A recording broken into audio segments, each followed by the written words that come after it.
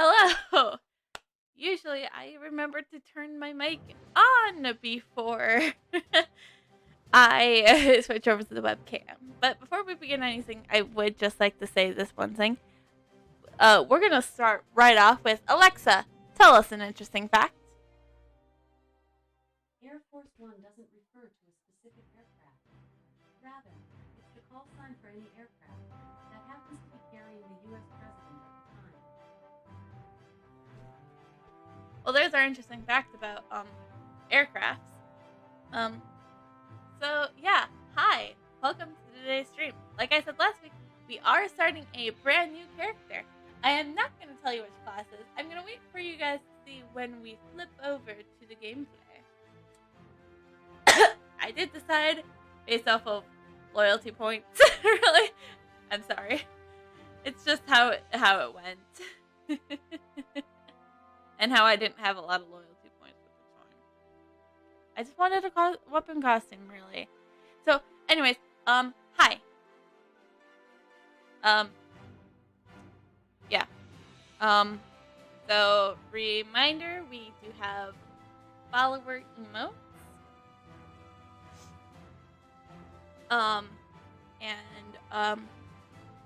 So yeah, today's plan is probably just Port Scandia and then also Helvania Coast, because I do want to wrap up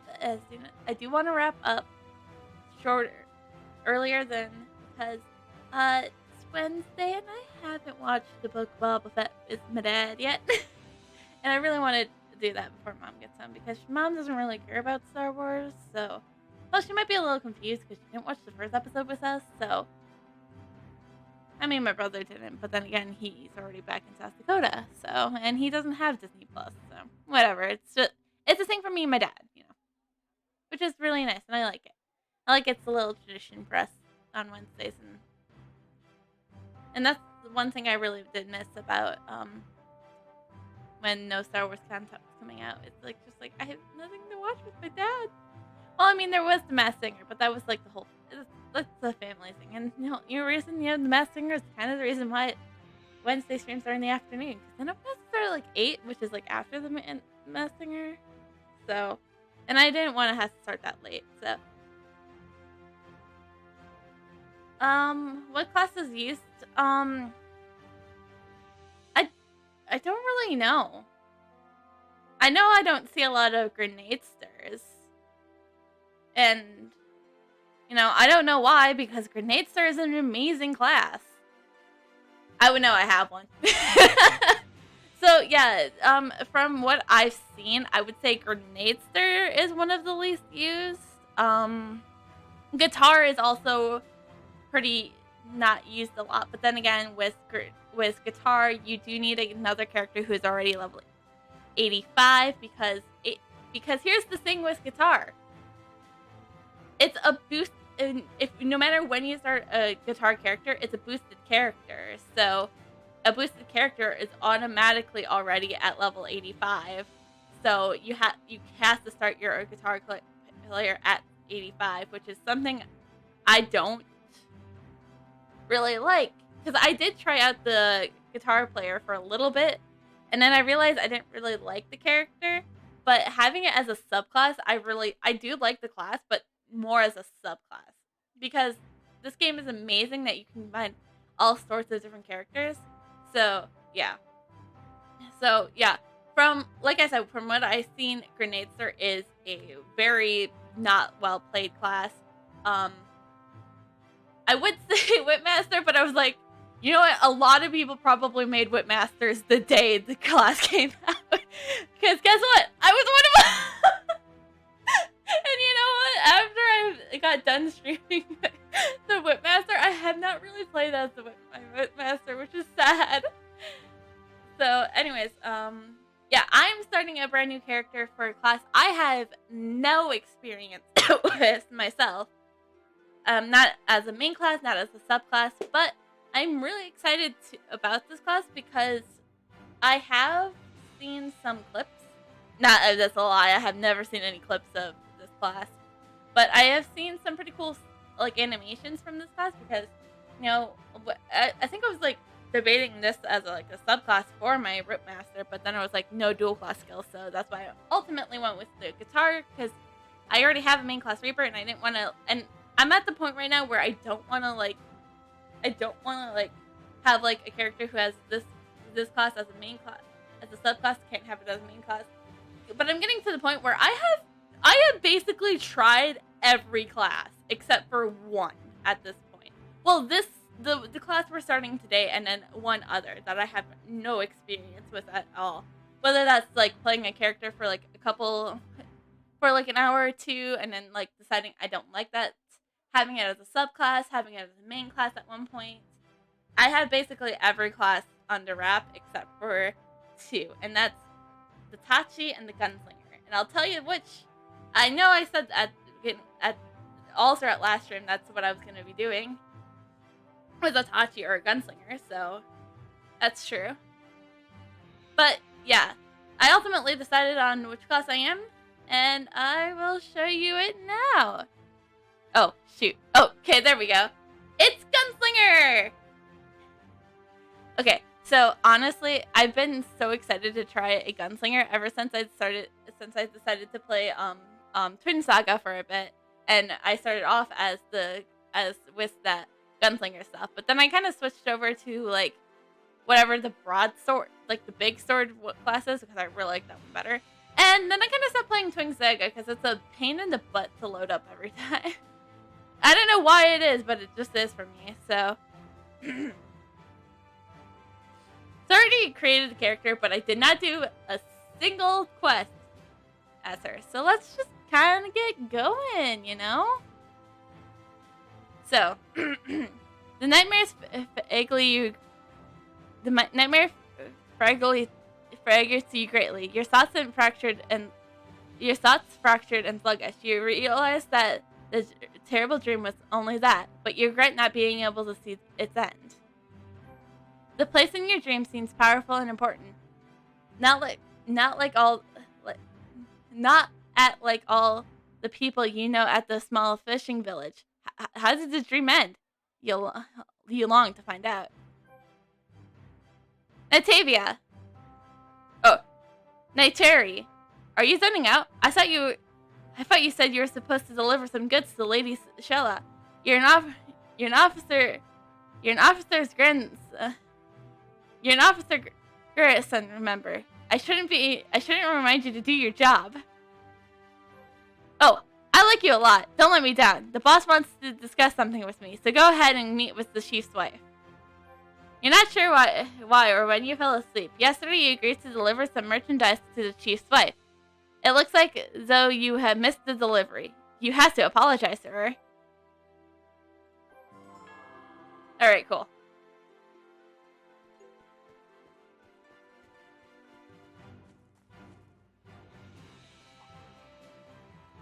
Oh no. Why is my headpiece? There we go. Nativia, have you forgotten your promise? Sheila asked with a gentle smile. It doesn't really matter which one we have because we already have another mount for my character, so. You apologize to Sheila and ask if there's any way to make it up to her. Your apology is quite sincere. I forgive you, and I do have another task. She says with a kind smile. These boxes of jams arrived from the port. Please help me deliver them to the merchants in the village. Sheila gives a frown and only an irritated mother can give. Also, ask them if they have seen my son, Joel. I have no idea where he is. Okay. See? I told you I had another mount. This is unusual. So the Lady Sheila is... You're helping Lady Sheila deliver goods today? I suppose you're indeed a real grandson member. Keep up the good work. From now on, everyone will treat you as an adult. Perhaps you'll travel the world, meeting Marjaras and princesses. Or maybe you'll just live and work in these fishing ports all your life. You know either way. Just remember this. In the outside world, you can buy different potions at various drugstores. You might find some other special items there too. You ask Antia if she's seen Joel. Joel didn't come to the marketplace today. It's a bit odd. He usually stops by.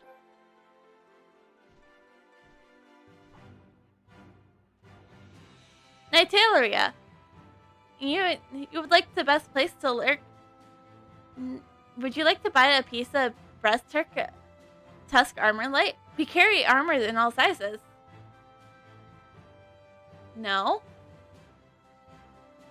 No. No. It's teriyaki.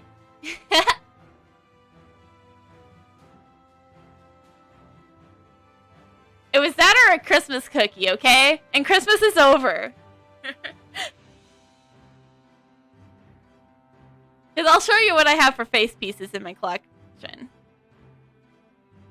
I could do the clover, could do the gingerbread, or a Christmas gingerbread, or the eye patch. But I was like, I have this for these two for other characters. So it's like, it's something in the mouse. So. And I'm lazy to bring stuff to people, so. And I was too lazy to get something new, so. Jam! At last! My toast has been going naked! I always forget this line so much! And every time I start a new character, I love it. Corey pops open the jar, dips in his fingers, and slurps up the trail here. Eagerly. Wow, I am very bad at words. Auntie was right. The jam is perfectly sweet and tart. Would you like some? I promise my fingers are clean. Corey follows your gaze to the newly produced weapons. Impressive, right? These weapons come from all aboard. This one here, for instance, is the battle axe. It's a symbol of strength, and over here is the staff, a semblance of intelligence. So what do my pistols represent? I'll give you a tip, Jelly Kid. Next time when you have the time, just visit the weapon shops in different places. You might find exceptionally good weaponry at reasonable prices. Yeah, but they're white-tiered weapons. And those are the bad weapons. You ask Corey if he has seen Joel. Joel? No, I haven't seen him today.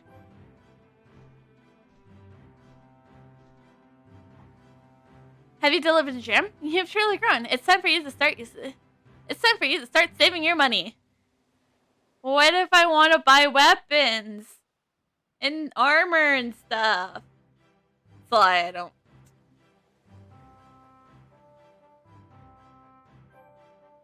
Did any of the merchants see Joel? You shake your head and tell her that none of the merchants have seen him today. Hearing this, she realizes it. And irritation starts to turn to worry. Has anyone seen Joel? Where has that boy gone? Sheila glances around anxiously. He can't have gone too far. She hangs her head, looking this round at the lunchbox in her hand. I ought to go look for him. Could you bring this lunchbox to my husband, York? When you see him, ask him to find you a suitable job.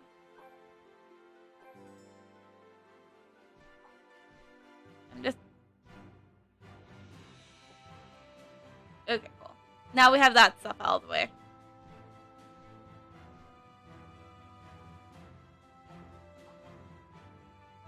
I must report to you as you're the chief village. The sea has begun to churn, and the situation grows more unstable by the day. I can only guide the ships into the port with signal lights, but got it. The monster population in the forest has skyrocketed too. Things are getting rough around here.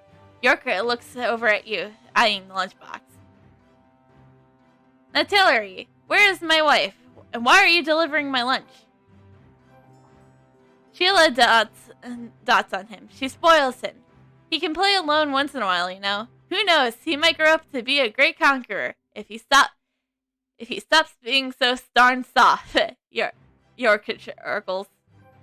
As for your work, well, I don't really have much for you to do. York, you said you needed someone to replace one of Kane's unenthusiastic workers. How could you forget so quickly? I didn't forget, but working for King is no picnic. Very few are willing to work breaking hours at the log site, and Kane is not exactly Mr. Personality. Nateri, would you like to go try working at the logging site? The salary is not bad. Why not?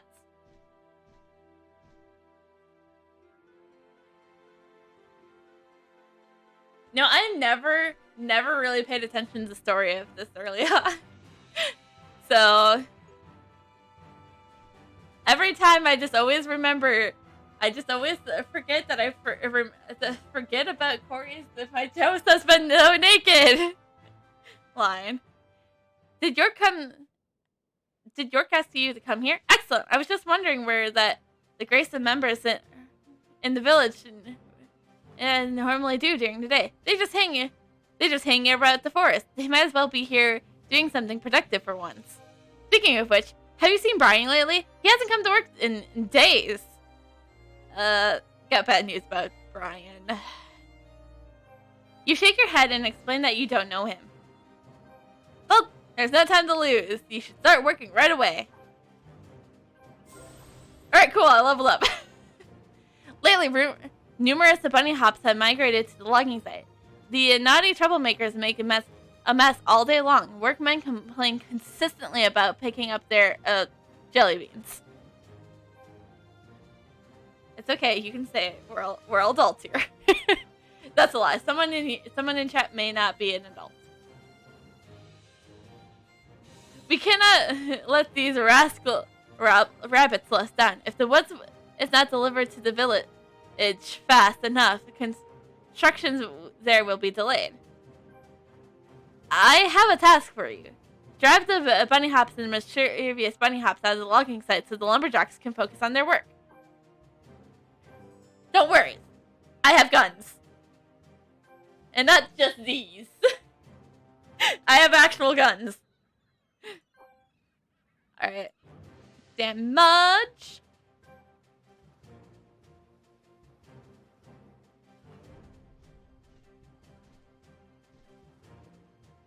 Alright. See, I have actual guns. No need to fret. Now where is the Mysterio?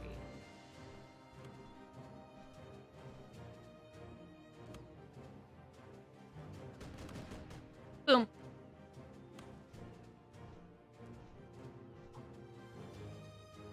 Not bad for a newbie. What do you mean? I just went pew pew pew.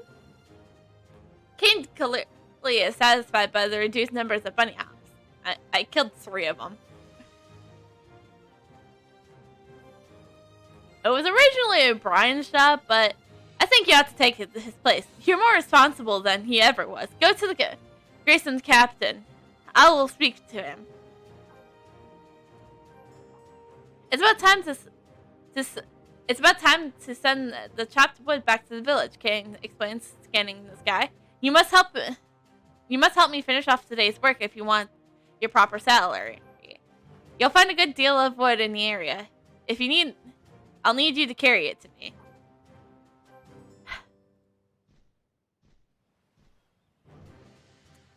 Now I'm just an errand boy.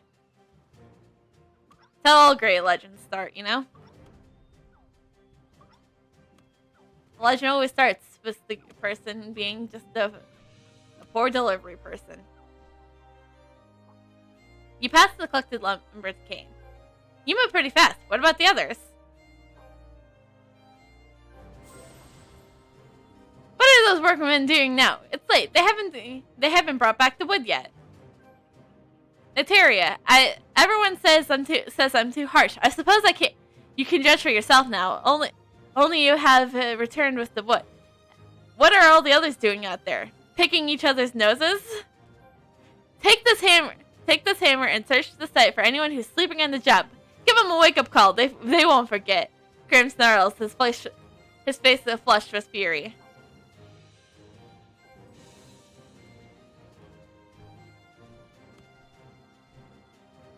Alright. Bonk.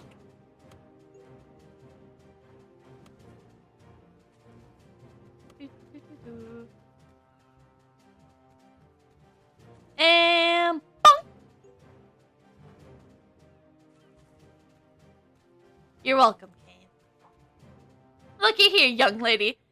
Someone's sleeping on the job. What a shameful lump. Also, before we do that, I haven't looked at my, so,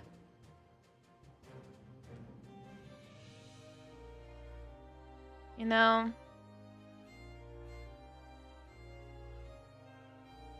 crit.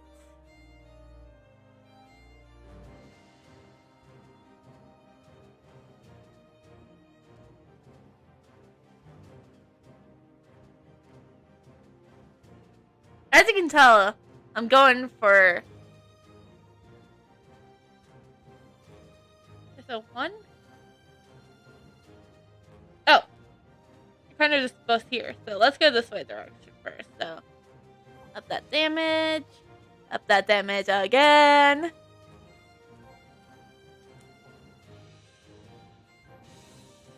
Oh. Oh. Come on, boss. I was just resting. I just dozed off for a second. No biggie. Oh, really? Well, that's fine then. You only get half your pay for the day. No discussion. What a stingy creep. You'll get nothing if I hear another word, Killing declares that the lumberjack. Fine, fine, fine. I learned my lesson. It won't happen again. Eteria, you impressed me. You're destined for greatness. However, maybe being a Grayson member isn't the best use for your skills. Thus, I will recommend you to Dr. Cal. You can work for him. It's easier than working at the logging site, and you'll make more money. You nervously explain to Kane that you know nothing about medicine, but you don't want to be a burden to the doctor. Oh, come on! It can't be that hard. You only go to school for what, 11, 12 years to become a doctor? No biggie! Just look at it as a learning experience.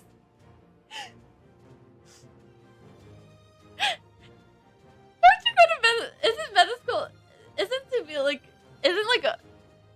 medical school, isn't like to become a doctor, isn't that only like 8 years? Like, you know, college and then medical school? Isn't that like only 8?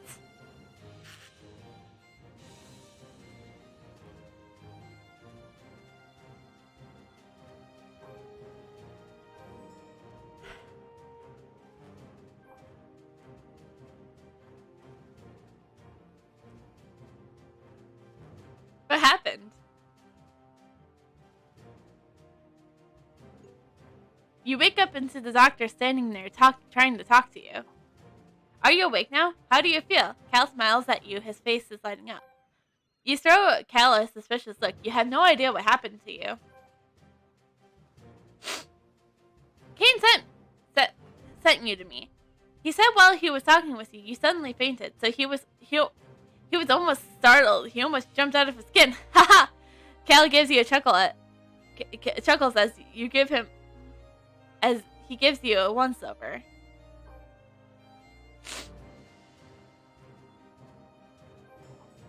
At the moment, I can't find any physical problem. Maybe you're overworked. That can affect your brain, you know. You get the same symptoms as the other workmen.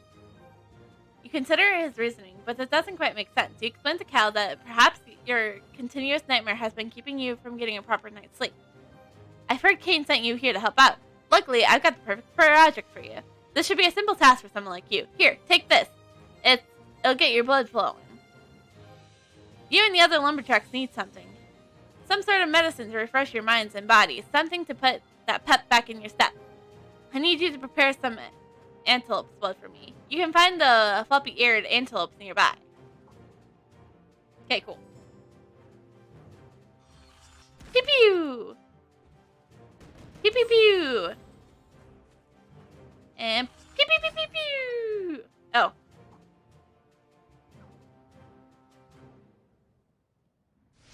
Pew! That was just, because I could pew pew. I like pew pewing, you know?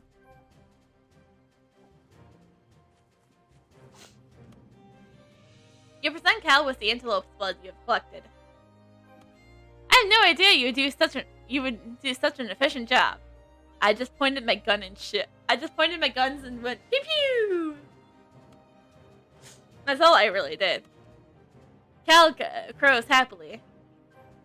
I'm officially naming you as my assistant. Then the time is right. I'll teach you everything I know. You'll become. I bet you're a fast learner. It's true. I actually am.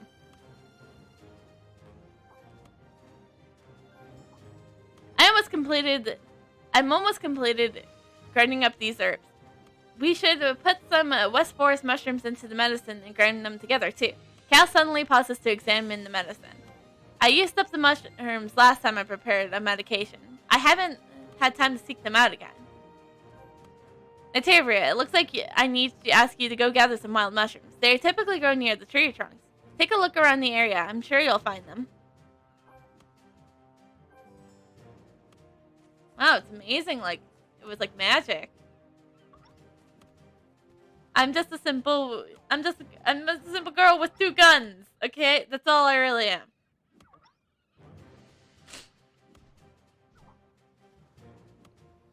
Cal grins when you hand him the wild mushrooms. Perfect. These are Scandia's most unique mushrooms. And can I bring them with me on my soon-to-be adventures? You're truly an excellent assistant. Comments and putting Annie in the back.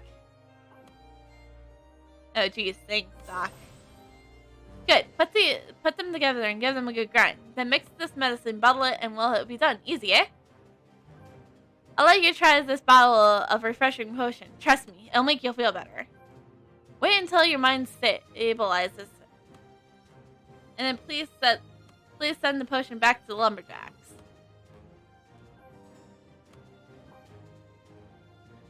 More damage.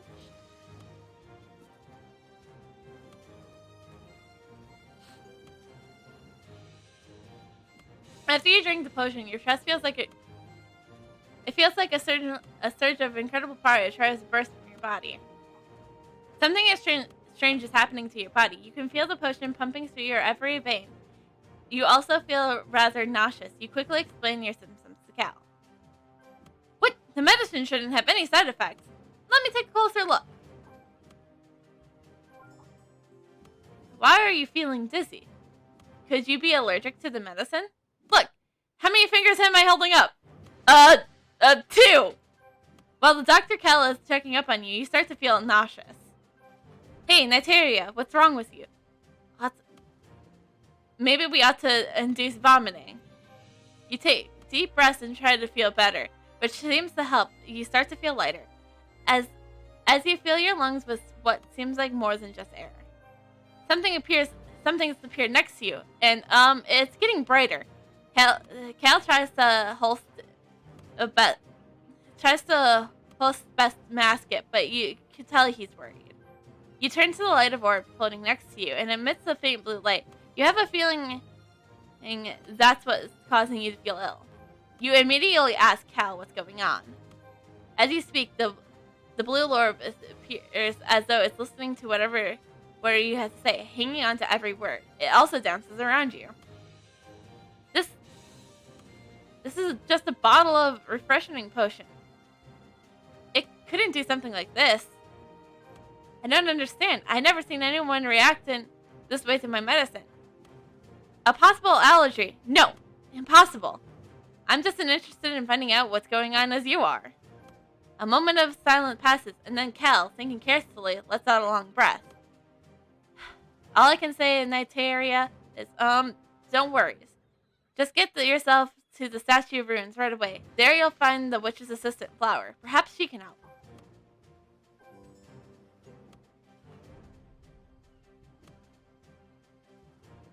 Okay, let's get these over here. 1 and 2 go for our... Okay.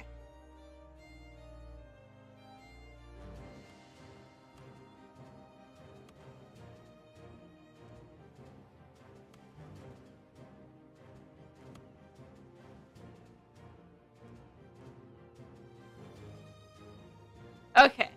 Let's just... onwards.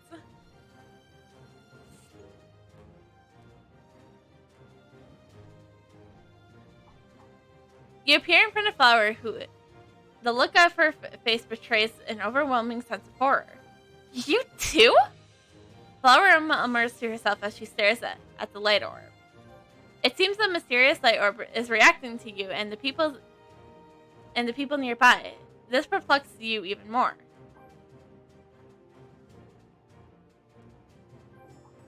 You tell Flower everything that happened and beg for assistance. If I can help you, I'm more willing to do so. I have seen something like this before. There was a spirit, a light orb following me, but hearing the same thing happen to Flower sparked hope in your heart. However, you notice that she's focused on the medicine in your hand. Something happened a while ago. Elena needed me to decipher runic letters on the statue. She said it was urgent, but she never explained why. However, her request was proven excessively difficult. For the first time I translated the spell, it was stolen. Now the fairies nearby won't let me anywhere near the stone statue. First, I need you to help me get rid of those pesky petal fairies and forest fairies. Only then can I freely search for clues about the stone statue.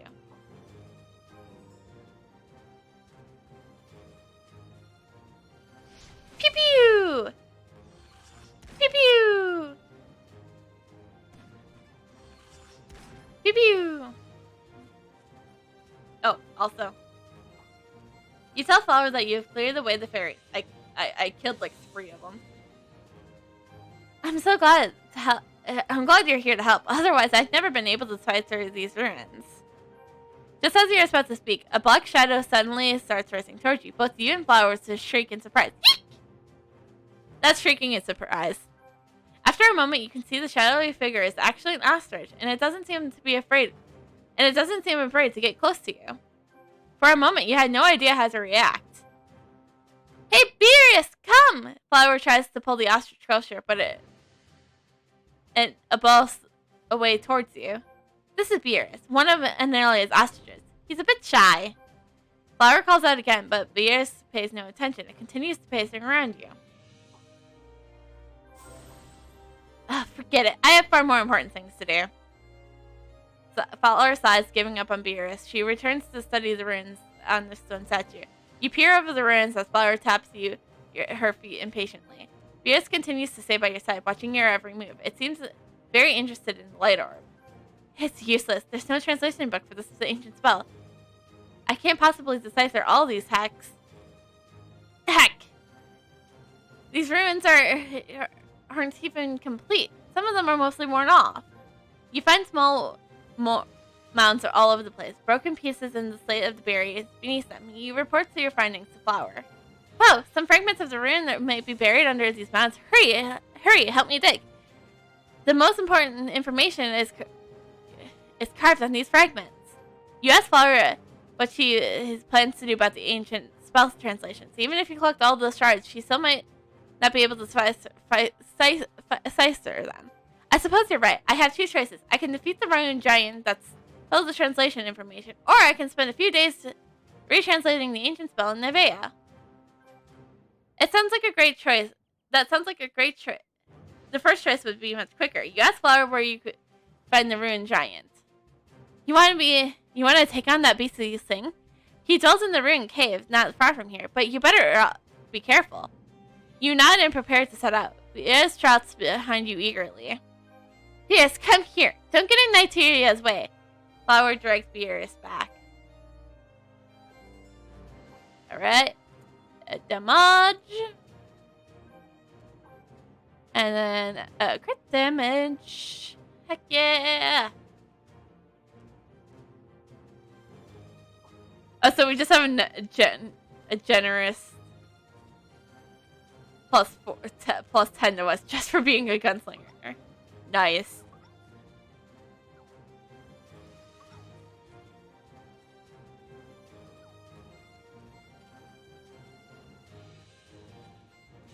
I might make that a goal one day. Just make the character with the fastest move speed possible. And this might be this character I have here. And pew pew! Pew pew pew! Ooh. Those are better.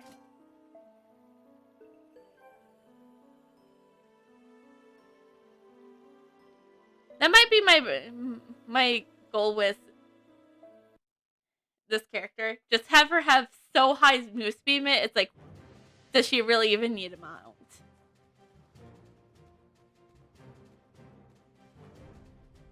I have lots of crazy goals with characters. So let's see what's in Boya Pass. Okay, so 5, 5.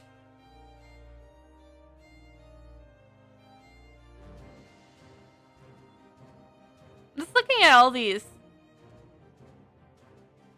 So obviously we want to try to get relay and discerning attack. So we might want to go down for a bit then too. We also want to go up because here Frozen Surveil is one of the ones we definitely want. And we definitely are going to try to go for Flaming Launcher and Acrobatic Flurry.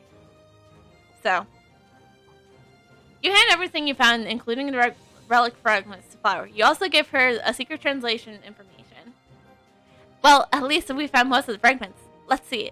This part should go here, and that one must be placed there. Ah, it fits together like a puzzle. I can finally decipher the message inscribed in the statue. Flower claps gleefully. Okay, I don't need Furious. Your heart races anxiously. You ask Flower about the message on the stone statue. Do you really want to know? Flower looks at you, eyes wide, welling with anxiety and fear. It means that a hero who will save the world will be born here. But it also says the hero could become a demon that destroys every fabric of the universe. Not long ago, a teenage boy named Brian came looking for Elena, just like you. He also had a spirit with him. He firmly believed that he was cursed by an evil spell, so he wanted to ask Elena for help. But the next day, Brian's personality completely changed. He shattered everything in Elena's place and snapped her staff in two. I'm telling you this because you must stay vigilant. It's clear that Beerus doesn't want to see you as a dangerous person. Worrying that you might end up like Brian, you tentatively ask what happened to him next. Brian fled the forest. The village grandson is investigating this case now. Maybe grandson's member Willie will have some clues. United, planning to ask Willie directly. When you turn to leave, Beerus grabs your sleeve and with his beak gently pulls you back.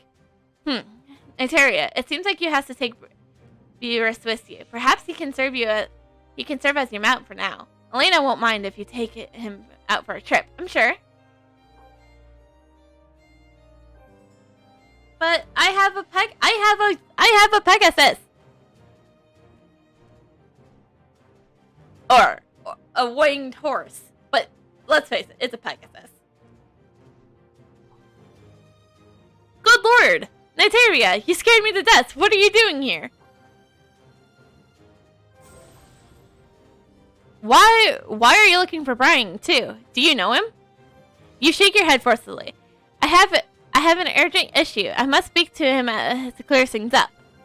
You really want to know where he is. He's crazy as the day is long. He's been attacking residents. A couple beans short of a chili, if you know what I mean.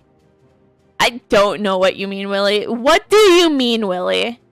Please, someone tell me, what does Willie mean? Actually, I totally know what he means. Don't. If you want to investigate, you could talk to Larry, a traveling merchant. He's the person Brian most recently attacked. But before meeting with him, could you help me drive the sunbirds out of here? They keep stealing our fruit. Fine. I'll go pew pew some more. Pew pew.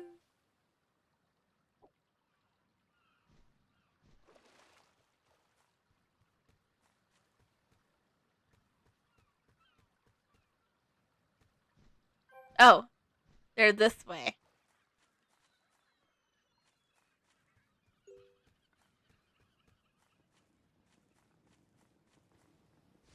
Pew pew! Pew pew!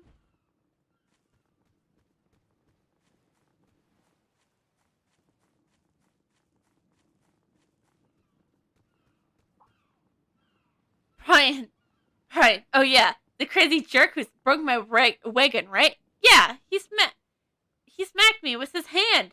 Larry winces. Oh, poor Larry. Oh, what? You don't know? Well, what can I do? I need to be comprehensive for this. Larry is frustrated. I'm sorry, I know it's not your fault. I just need to calm down, he sighs again. You see the goods scattered about and wonder if you should help him with the investigation. You still want to assist me? Could you just help me bring those scattered boxes over here, please?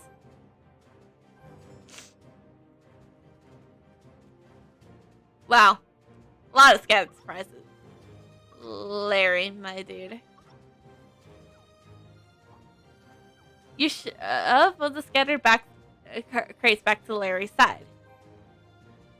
Glad you're here to help. I couldn't move all this stuff on my own. I'm Larry, by the way, and I'm a traveling merchant. He sticks out his hand, you shake it gurnly, and then introduce yourself to him.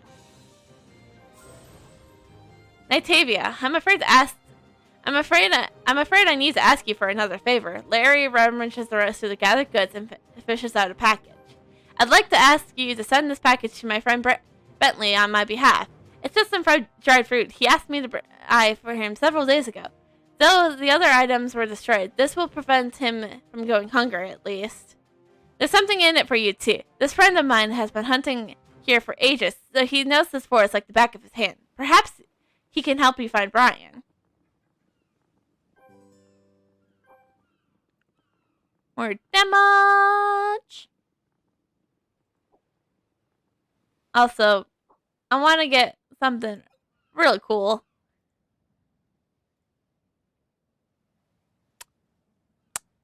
Yep, my fishing UI. Of course.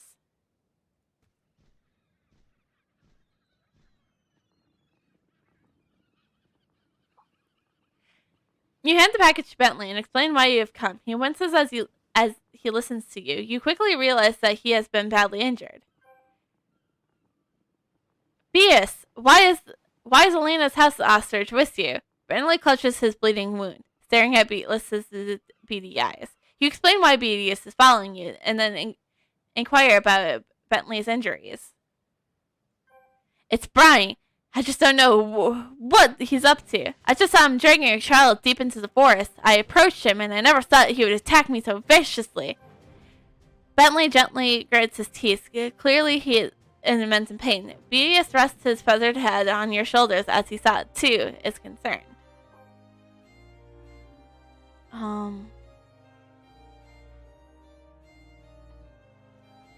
This one has more. It's a pretty deep wound. I'm probably gonna have to do something about it, eh? Brentless says. You expect the festering wound was concerned. Then ask Bentley what you could do to help him. A bunch of grass sprouts reside in the forest. The slime they produce can stop the bleeding and help heal the wound. Please collect some of the slime fluid from the sprouts. Bentley follow Nitavia. Bentley swallows hard, hiding his bodily pain, and shoos you and Beatrice away.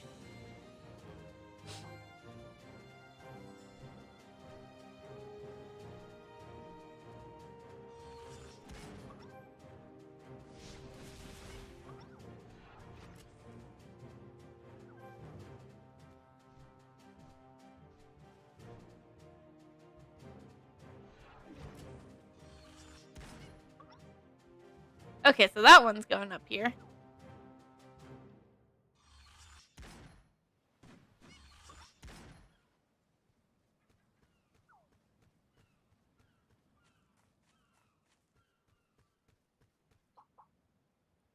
You hurriedly hand the collected liquid to Bentley. Bentley quickly mixes the two liquids and applies the vicarious solution on his lubrication. The endless bleeding from his wounds begins to slow. The pain look fades as Bentley's face.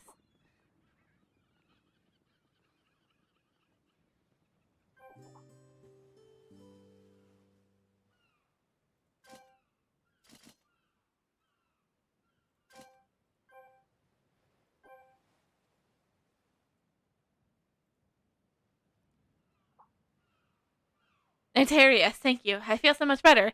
Bentley nods weakly. You know you have a light orb following you, right? Or am I hallucinating? You feel utterly depressed after hearing that from Bentley. You gaze at the spirit wavily. Beers cocks his head, watching the orb carefully. You explain to Bentley that you need to rid yourself of the spirit. However, you are still determined to find Brian and talk with him. How will that fool help? I have a good friend who may actually be able to lend a hand. Bentley opens a small bag, hanging around his waist. Inside is a bag. He removes an amulet. I'm gonna lend you this amulet. It's a token of friendship between Elena and I. Go to Elena's house with this, and I know she'll come up with a way to help you.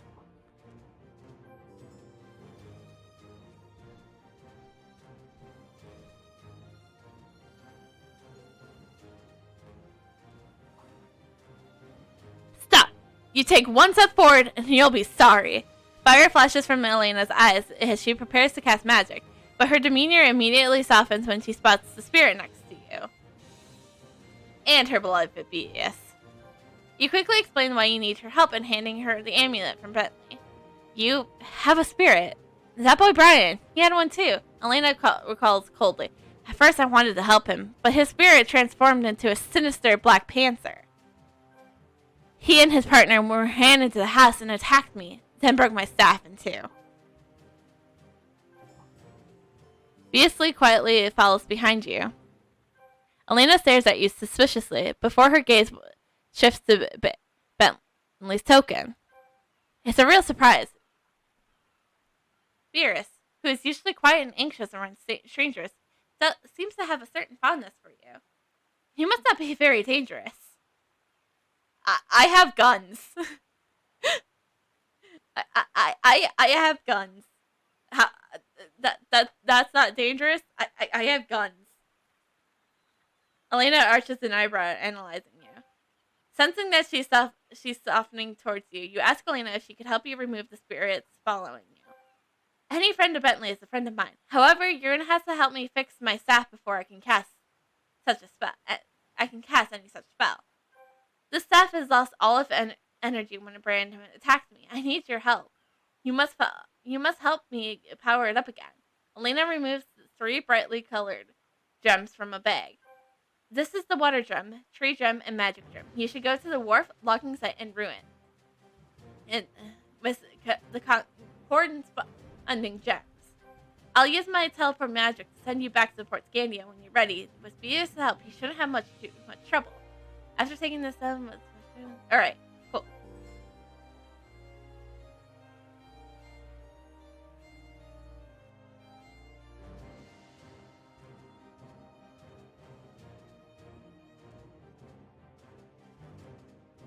Alright, before we do that, we gotta get our guns. Wooden handguns! Boop boop.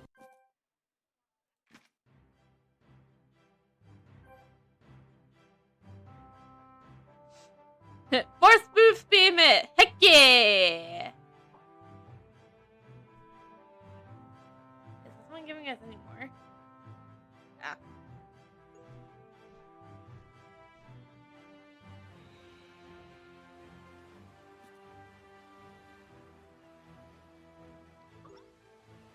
Okay, charge.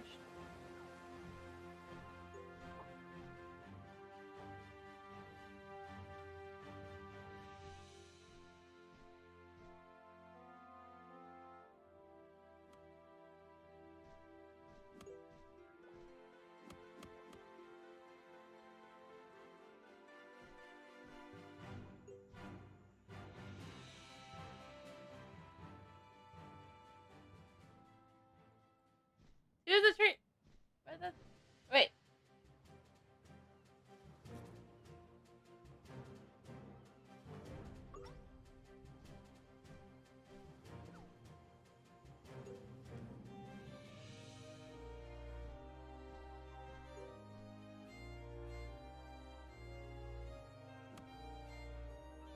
And tree gem.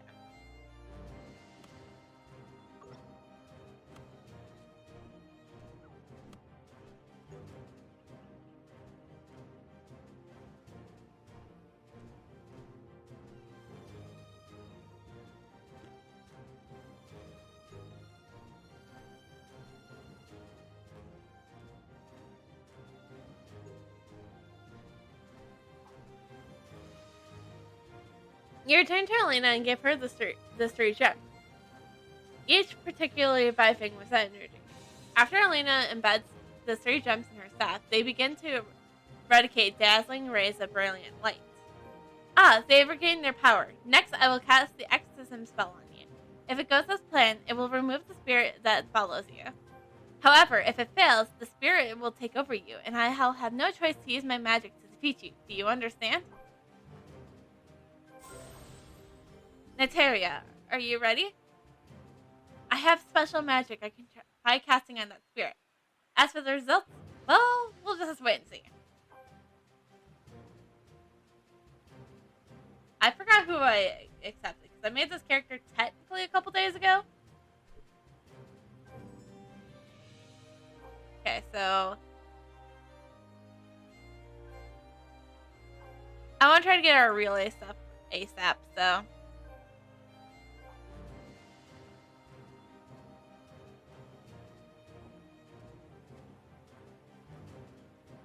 okay. Elena waves her wand and recites the incarnation you have never heard before. Recites an incarnation you have never heard before. A warm mist fills the air. Elena's magic makes you feel like as if you are floating, which makes sense because when you open your eyes, you're hovering in midair. You try to relax as the wind whips around you, but you can't help but let out a small shit of surprise.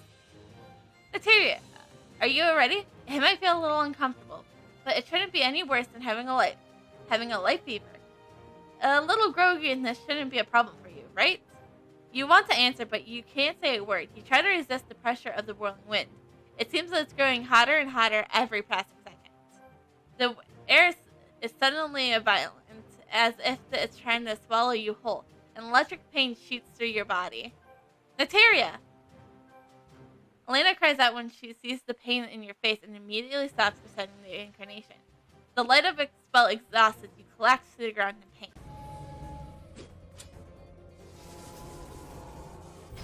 Okay, so I chose Merle. So.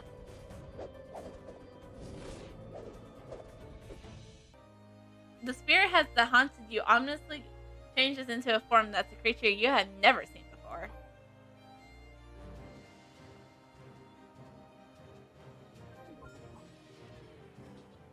A mysterious creature appears before you. Stunned, you only glance at Elena, who in turn is also looking at you with a face of complete shock.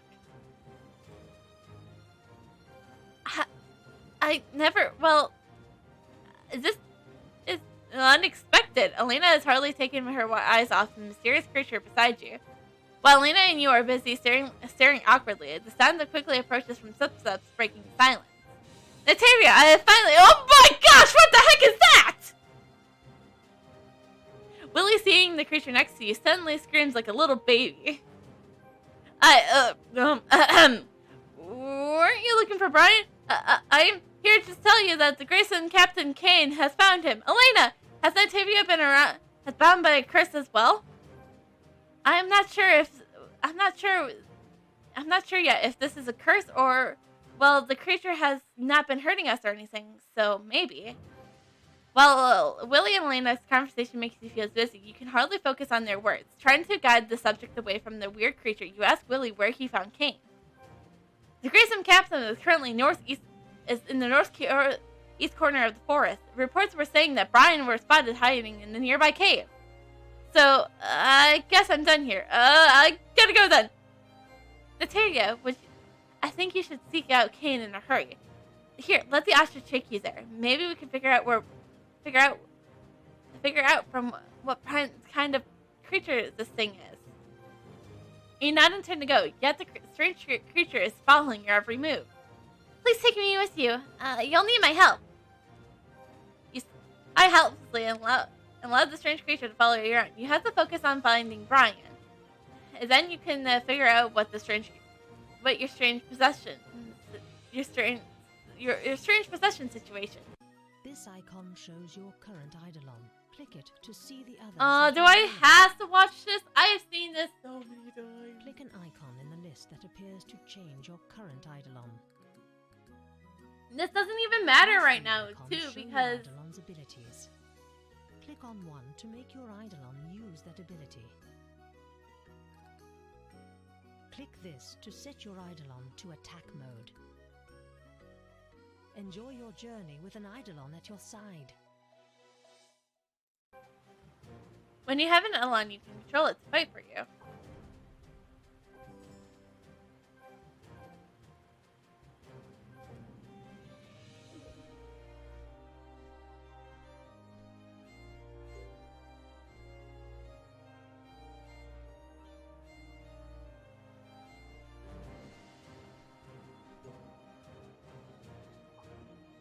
Nataria, what are you doing here? It's dangerous out here. Just go back to the village.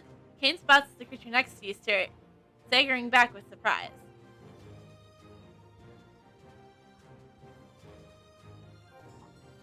Nataria, you got a monster on your back.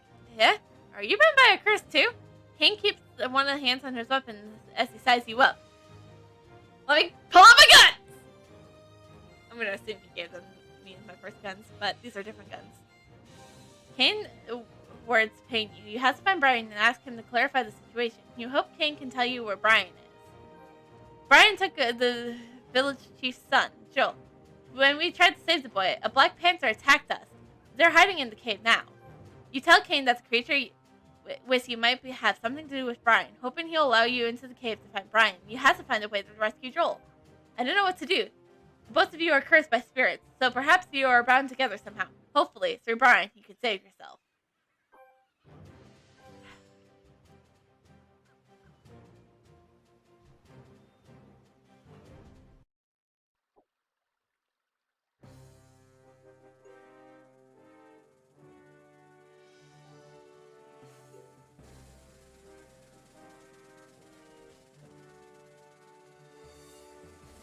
Oh, and my dress goes back to its base colors.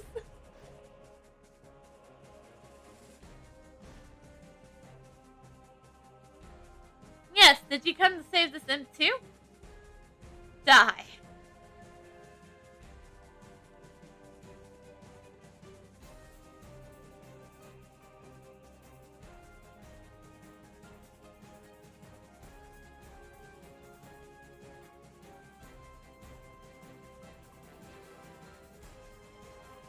You and I have been chosen by fate. Why do you help the weak? Following these people's souls will make us even more powerful. If you're trying to stop me, then you have to die. When in doubt, always go for the Eidolon first. Oh, right. Eidolon skills. That goes to S1.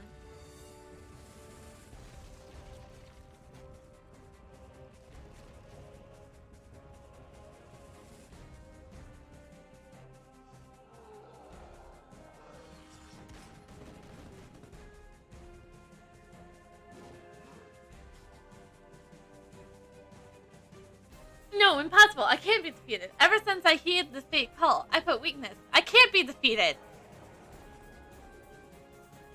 Not enough. Still not enough. I can't be defeated. What's going on? I can't control it. Ah! I'm good at screaming like, yeah. Despicable, don't you think you've defeated me? My current form is my fate, and it was yours as well.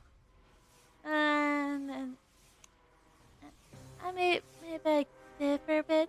This smidge. Only just a smidge.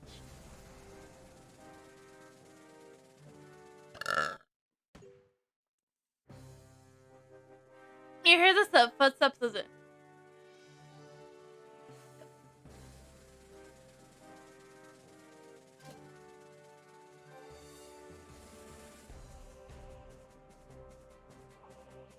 Joel, are you okay? Are you hurt? York examines the boy frantically, searching for wounds.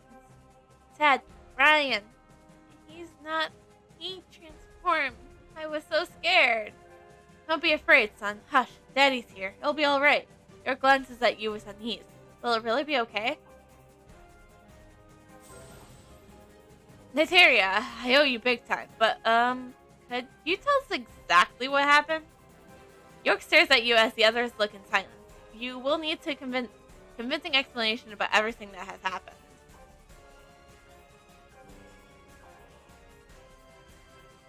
Right. Boom. And boom. talk to Joel first. Mom, Dad, why are you looking at Natavia that way? This hero saved me from a serious baddie. Without my savior, I would never have seen you again. Joel, Dad just thinks, York says. You see a tinge of fear in his eyes. Joel, we know, but there's still a couple things we have to figure out. Okay, are you okay? Did you find any clues from Brian? Elena looks at you anxiously. You tell Elena what Brian said and ask her if the same thing will happen to you. Will you become a bloodthirsty, savage monster too? I have no idea. I'm really sorry. I just can't say. Chief York, Natavia shouldn't stay in Port Scandia. Nobody's can guarantee this freak won't go crazy. For everyone's safety, Natavia should leave. Kane, bite your tongue! Dad, Natavia is a good person. You're just gonna send my hero away? Kane, how could you say such a thing? Am I lying? You saw what became of Brian. How can I be sure the same thing won't happen to Natavia? Anyone under the curse should leave the good of for our village.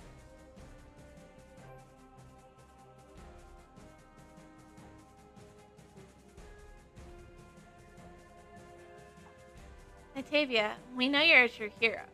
If you have a problem, you can let us know. You needn't to bear the entire burden yourself. Sheila rests a hand on your shoulder tenderly. You can't help to shed a single tear.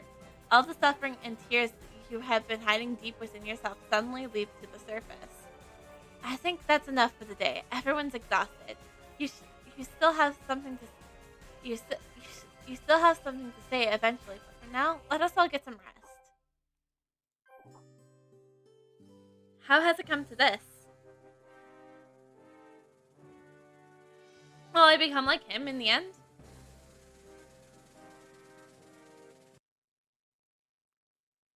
Yep.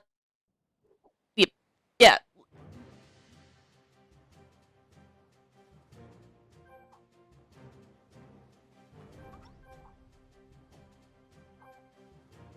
Alright, let's...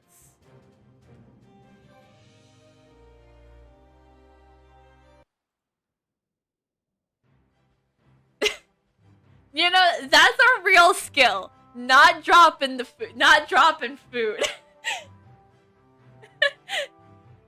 So cool, so badass in battle. Gotta keep the teriyaki in the mouth, though. That's all we got. It's our teriyaki.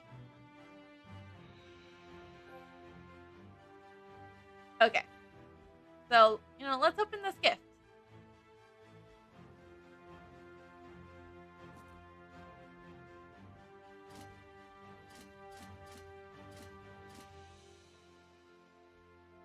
We'll save the moose payment one we'll save a lot of this for later, but we gotta get her Aura dual pistols.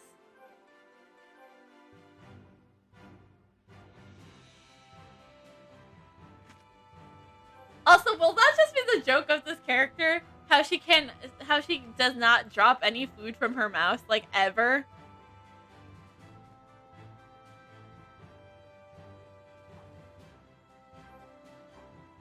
Can that just be a resonating joke?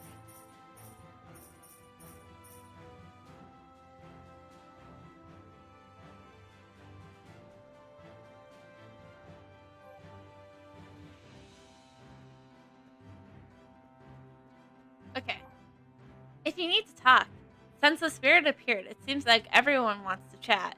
However, after what happened with Brian, you are fearful of what the future will bring. You hang your head and release a soft sigh. Merrily continues to speak as if it understands how you feel. I'm Merrily, an Edelon. We exist everywhere you are, and everywhere you are not. And I hide within the transforming powers of your spirit. They say that we are the very origins of life. That's how we connect you with Gaia. Merely words render you speechless. Gaia is the name that you've heard in legend since childhood.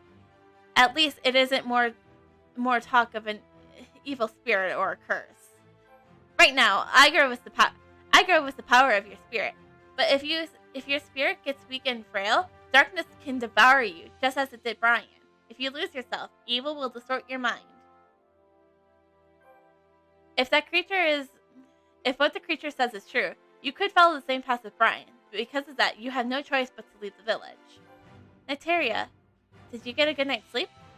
You tell Sheila that you have decided to leave the village, and you plan to find a way to separate from your spirit, even if you have to travel to the ends of the earth. I thought you might come to that conclusion. Also, how do we speak with our teriyaki in our mouths? Like, have you ever thought of that? We're just like, oh, yep, I just ordered to leave.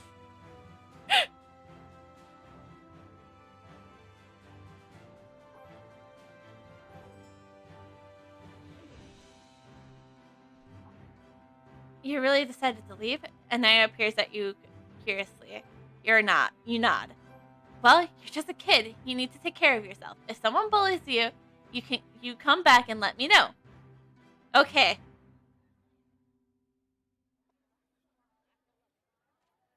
Okay. I'm gonna hold her to that word, though. Nataria, I heard about your situation, and what have you decided to do? You shrug and helplessly inform Corey that you are considering looking for someone to help you. Somebody out there who has a solution for your terrible dilemma. I see that the spirit has no intention to harm anyone. Perhaps in time it could become your companion. Corey smiles courageously at your Eidolon. Take it easy and be careful. Nothing too exciting ever happens in this tiny town. The world outside this place is, well, now there's an adventure. I will miss you, Corey. Make sure to always get your jam, because, you know, we can't have your toast be naked, man. So, that's just something we can't have, man. Are you really leaving today? How about you stay for a few more days? There's an edge of sadness in Betsy's smile. I truly believe you will succeed. You're different from Brian. I know it in my very soul. Betsy nods with affirmation. Go ahead, experience the brilliant journey of life, and be sure to tell everyone about wonders of Port Scandia. We could use the tourist money. Thanks, Betsy. Yeah, I will make sure that you guys get the tourist money, and I'll make sure to come back and visit. You know, because it's quest stuff. Have you met everyone you needed to meet?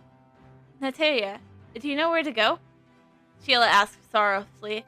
You nod that you are truthfully aren't sure, but maybe it would be better to go to a big city with lots of people to ask about the issue. Perhaps you'll find someone who knows how to separate the spirit from your body. I don't know if this will help, but I once heard from a friend from Helvania that something called a starlight treasure chest. Legend has it that an item within it can chase evil spirits away. And upon hearing that, you brighten a bit. If Helena Coast is located northwest of Port Scandia, you decide to go there and investigate. Joel is always getting into mischief. If he was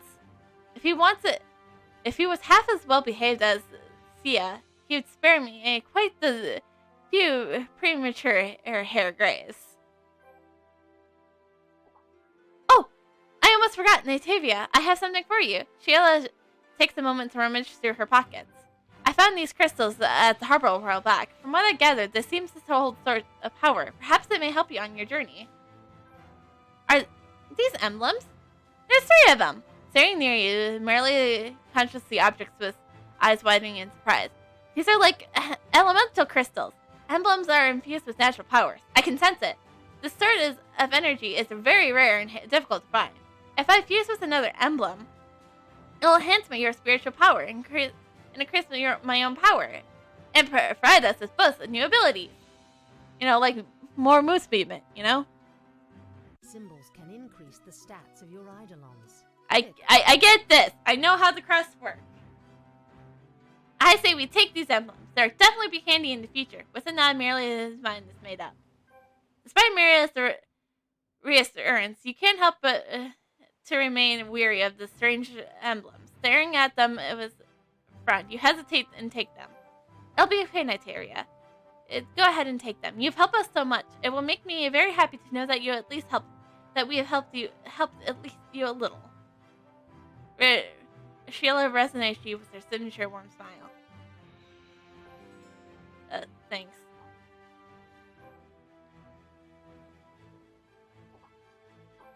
Oh, shoot, I forgot to read that.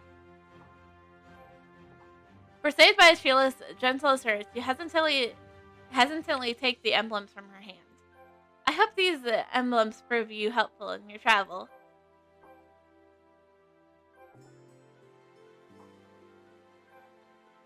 Okay. Once you get to Helena Coast, look for a merchant named Lucer. Tell him that you're looking for a Starlight treasure chest. You nod. The news from the village chief's wife gave you spark hope in your heart. Your journey has a purpose. Did you pack all your things? You got everything you need, right? Sheila asks fretfully. You take inventory of all equipment and suddenly notice that Buvius has followed you the whole time. Buvius seems tranquil, as though he's totally unaware of the tragedy that has taken place. You affectionately ruffle Buvius' feathers. It's time to say goodbye. You only have spent a short month together. With Buvius by your side, you feel like you aren't alone. You tell Sheila that you feel much better now, and you prepare to hit the road. Silly child, you are one of us, a citizen of Scandia. And Buvius is your companion now. We couldn't possibly let you two leave without a proper goodbye. Go quickly. Don't keep everyone waiting.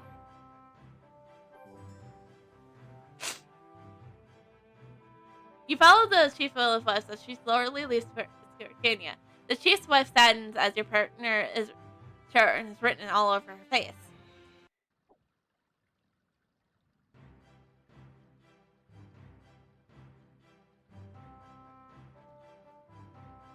Shall we proceed then? If you wish to be my companion, I expect...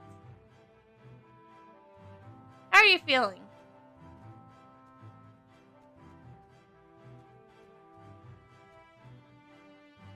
I can't thank you enough for saving her.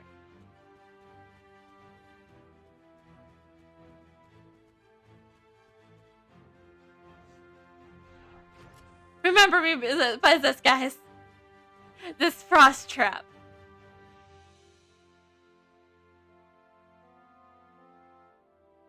Okay? Remember me by this trap.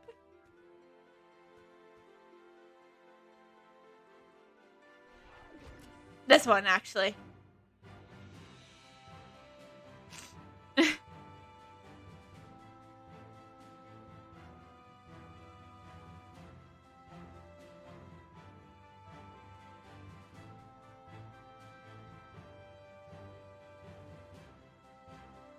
I don't have time to. I don't think I have time to read all of this. So it's just that everyone's saying bye to me.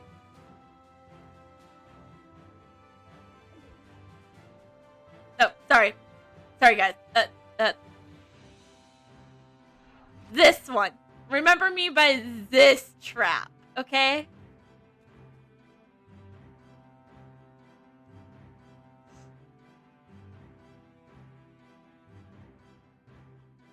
Don't worry, Shul. I'll be back someday. Because it's a quest. Remember me, everyone! I'll actually be making headlines soon, so don't worry about me.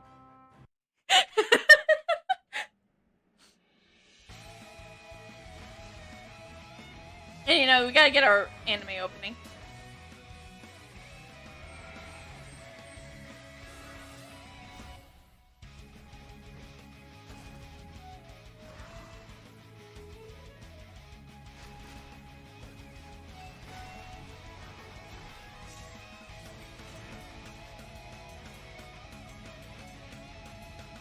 Like I told you, our anime opening.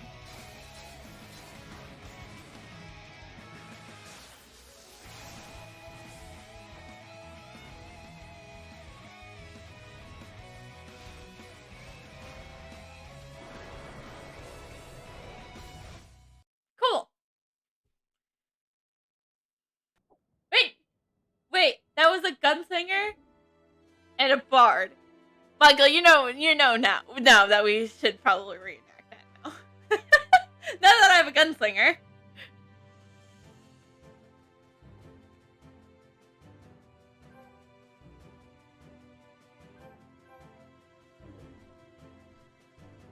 I'm kidding. No, we don't have to.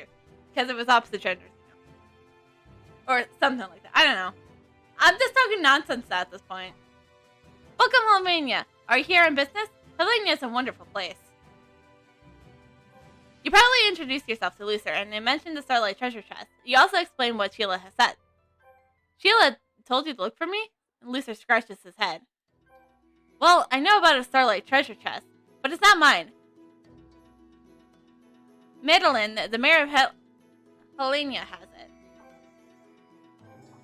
I understand how you feel, but the town mayor doesn't have time to solve your problem. Lucer shrugs askfully. Panic crosses your face. You ask Lucer why the mayor can't help. Not long ago, the Cat's Eye pirate crew threatened the town mayor and demanded protection money. If she did not pay up, they told her all of Armenia would suffer. The deadline to pay them off is approaching, and we are still missing half the goods. The mayor is scrambling to solve this crisis.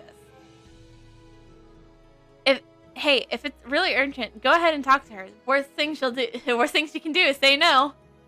I have guns to protect myself, so if she does do anything violent, I have guns.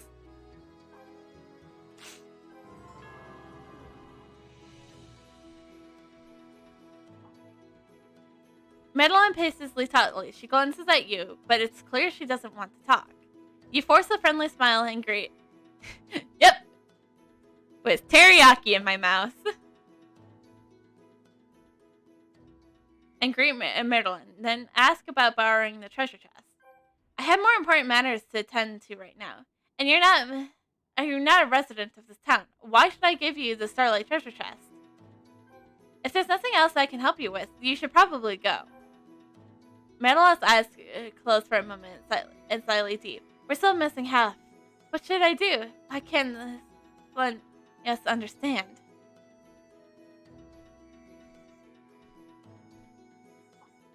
You don't look too good. I guess you didn't have the time to solve your problem, eh? But I did say I'd try to help you. I'm a man of my word. I'll think of a way to get you out of your pickle. Lucer strokes his chin, thinking. Maybe. His eyes lighten up. You lean in angrily. This protection money is an issue. It's really putting a pressure on the town mayor. If you can help her out, I bet she would be willing to help you too. As far as I know, pirates are demanding, among other things, a fruit that can grow on the Helenia's coast. It's quite famous. It's the Elena's favorite. Lucer blushes scarlet. Who's Lana? Why does she make you so nervous? Merely pipes up. Miss Lana is the town mayor's daughter. We grew up together. Lucer smoothes his hair, clearly flustered. Someone has a crush. Your pulse has quickened. That happens when humans feel emotions as far as feels the emotion known as fear. It's this Selenia is a wretched monster of some kind? No, not at all. Selena is a wonderful, beautiful girl. I actually have always liked her. Told you, someone has a crush. Alright, HP. Let's go. And damage. Alright, so it's gonna tell us auto for... And then... It's the move speed meant for me. I'm kidding.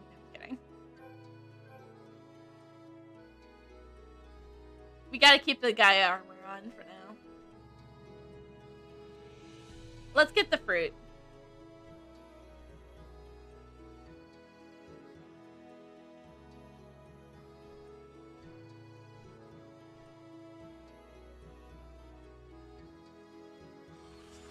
Pew-pew! Pew-pew! Pew-pew-pew!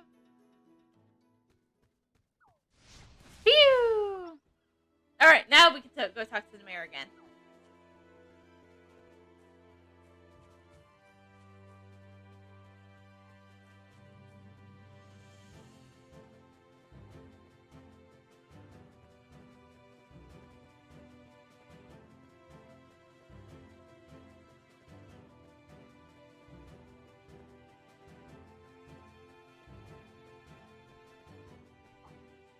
The problem seems unmountable. Not only do we have a severe shortage, but Tamukis outside the village keep disturbing the villagers, and they're incessant fighting. Oh, I already took care of them. You place the pile of collected fruit in front of Marilyn. Marilyn raises a surprised eyebrow. She cocks her head, staring at you. Suddenly, Beas inches a piece of fruit and gobbles it down. Hey, stop that! That's your master's property! Snap, merely moving the fruit out of Beerus' reach. Marilyn Hill looks utterly puzzled. Where did you get this fruit from? You tell her about Lucers. He hopes that the fruit gathered from the Tamuki will help solve Helina's dilemma. Lucers is a smart one. If Helena was half as mature as he is, I wouldn't have to worry so much. Marilyn sighs heavily. And thank you. I apologize for my rudeness. I just have way too much on my mind.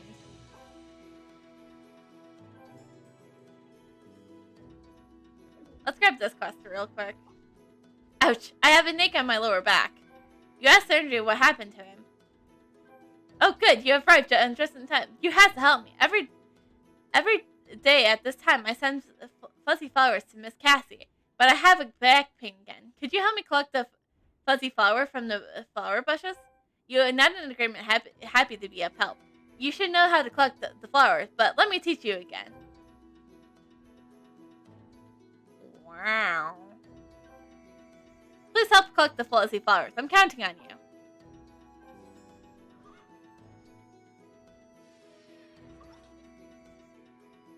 You're welcome. Back in the day, I was an adventurer of great renown, but then I was injured. Had to give up that life. Could you say you took an arrow to the knee?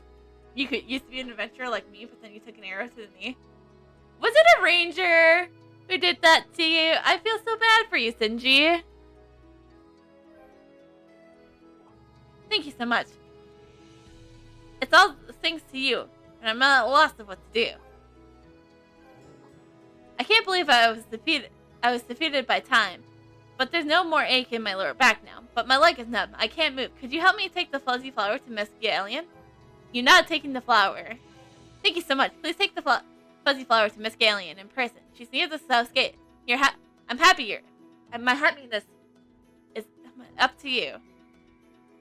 Great. Now we're helping old men find love or keep love. Why did you bring me the fuzzy flower? You tell Cassie that Shinji has sprained his back.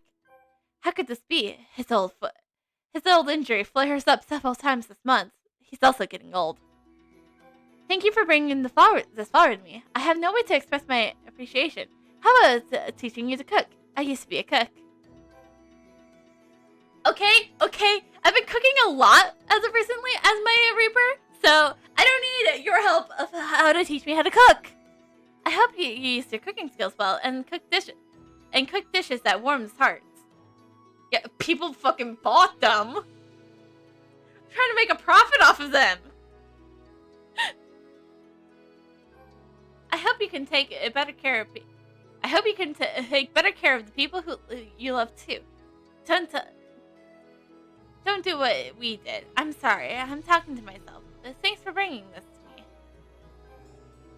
Alright, now that we have helped old people continue their love, back on to our main... Now back to getting ourselves rid of Merrily.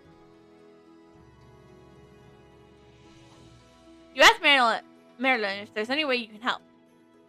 Sighs again and shakes her head. I just have to keep calm, even in the face of the pirates. If I panic, everyone else will too. My daughter Selena are fighting too.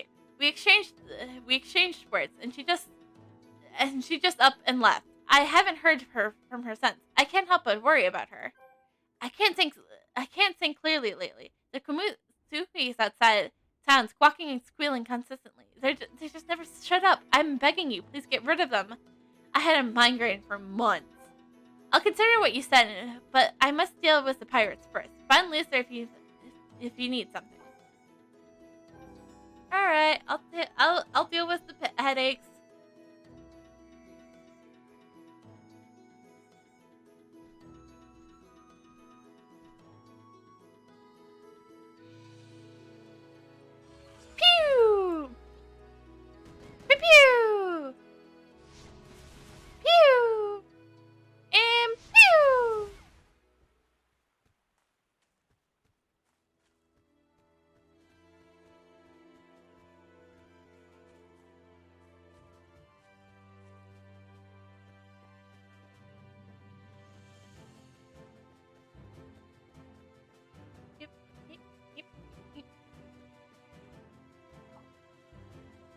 You explain to Luther that you've already driven off to Kamuki's and then tell him what the town mayor said. Thank you for your hard work, Natavia. The town mayor has said that she might consider your Starlight Treasure request. That's a huge win for you. When I'm done helping the town mayor in inventories of supplies, I'm going to look for Selenia. For now, I'm sure the mayor just appreciates the quiet. You ask Lucer why the town folk just don't band together and together to resist the pirates. Lucer releases a solemn lie. The people just want to live in peace. If they can solve the problems by throwing money at it, that's what they'll do. But not everyone shares this viewpoint. If I can remember correctly, the younger of the fisherman brother, Brandon, does not want to hand over the cash or goods. Perhaps you can find his older brother, Isaac, and speak with him. Maybe you can come up with a way to convince Brandon. We really could use Brandon's help to collecting supplies.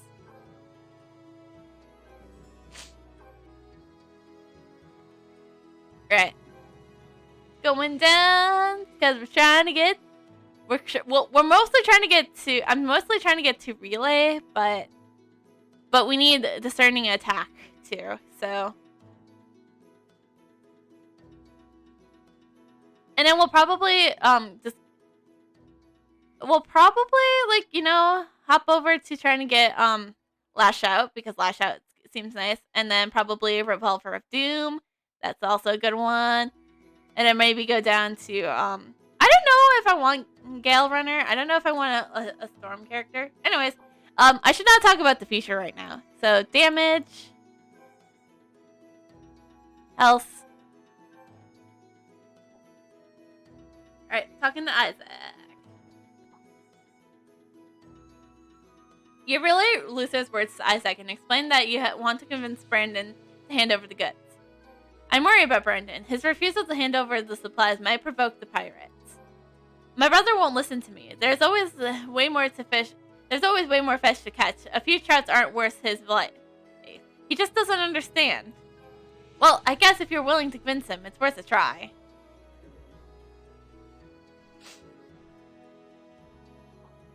You explain to Brandon why you've come, but he seems increasingly annoyed. Let me tell you something. I won't be threatened. I won't give those pirates a dime. I have guns. Does that convince you? And I'm not afraid to use them. You tell Brandon that you agree, but resisting will only alert the pirates to your plan. Brandon stares at you a moment, thinking. You know what? You're right. I don't think of that. We can blatantly resist them. We can't just blatantly resist them. I'll prepare supplies for the pirates, but I have a few tricks up my sleeve. Oh no. You nod, but insist the entire town still needs to fully prepare if they hope to fight back. You know, I just met you, but I think we're gonna get along just fine, Brandon grins. Oh, great. Count me in. I got some ideas on how to take down the pirates. I'll prepare all the supplies before executing the plan. We catch fish, plant trees, and cut deals in the marketplace. It's hard work. That's all. If those pirates think we're just gonna hand over our hard-earned money and supplies, well, they got another thing coming. I'll take all the fish we caught recently to the nearby hut and add that to the fish stock, and we should meet the quota. It won't be easy to get the fish to the pirates, though. Martin bites his lip, thinking. The pirates' activity had forced the sun crabs together near the town. One of them is larger and strong enough than the rest. The townfolk call it Mobe, the giant crab. Unfortunately, the crabs are congregating on the very place where I put all the fish. You tell Brandon that you are willing to help him fend off the crabs and bring back the catch fish. The hut containing the fish is in the southern section of the eastern coast. Don't underestimate the sun crabs, though. Those pincers can snap straight into those human bones. But I have guns. I feel like that's going to be the quote for this character's catchphrase. But I have guns. Okay, he has another quest for us, too. So let's grab that one right away. We're catching fish, planting trees. It's all hard work, eh? The pirates sense well, they got nothing coming. We'll prepare the supplies and carry out the plan. The pirates against our plan against the pirates simultaneously. So listen close. I plan to lead the entire band of pirates to an open area, then use gunpowder to blast them high in the heavens in one swoop. I've already told the others in town. We have a good deal of gunpowder. Can I borrow that gunpowder? Because, I have guns. We need to refine the powder and transform it into a powerful bomb. You ask how you can help.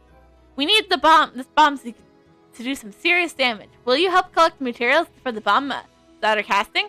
Collect some nearby hard fruit. Once we soak them dry, we can use them as sharpeners that will give our bomb some extra punch. After you collect hard fruits, soak them in the sea. I'll stay here and work on dividing up the gunpowder. We don't have a lot of time to prepare, so it's best if we divide and conquer. Okay, but I gotta use the bathroom, so we're just gonna do that, and we're gonna take a bit of a break.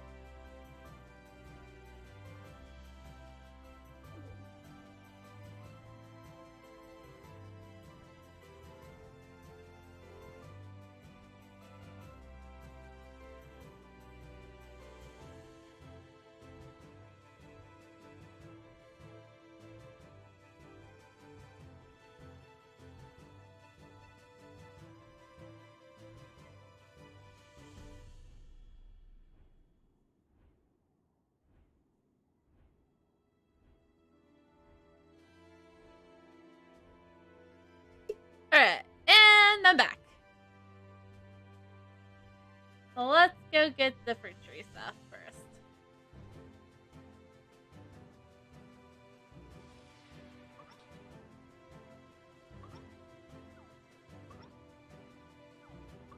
Alright, cleaning them in the sea. Da-ba-ba-ba-ba-da.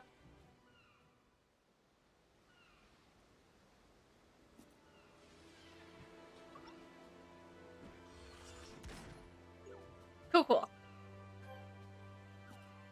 Cleaning guns. We're not cleaning the guns. We're cleaning fruit. Now time to grab what we need.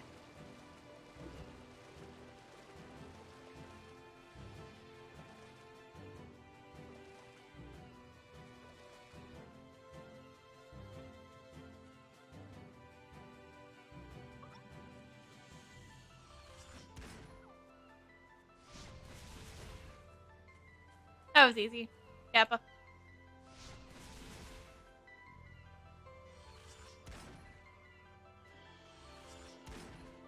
Guns.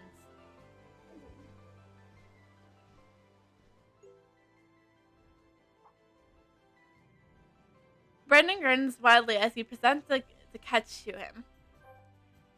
I saw what you did on the coast. Brendan crows, his eyes full of awe. I never seen someone with such skill. Last some crab scampered away, terrified. You even defeated Mowbray. I had no idea you had such battle prowess. You could teach me a thing or two, partner. I just aimed and went pew pew. It's not that hard.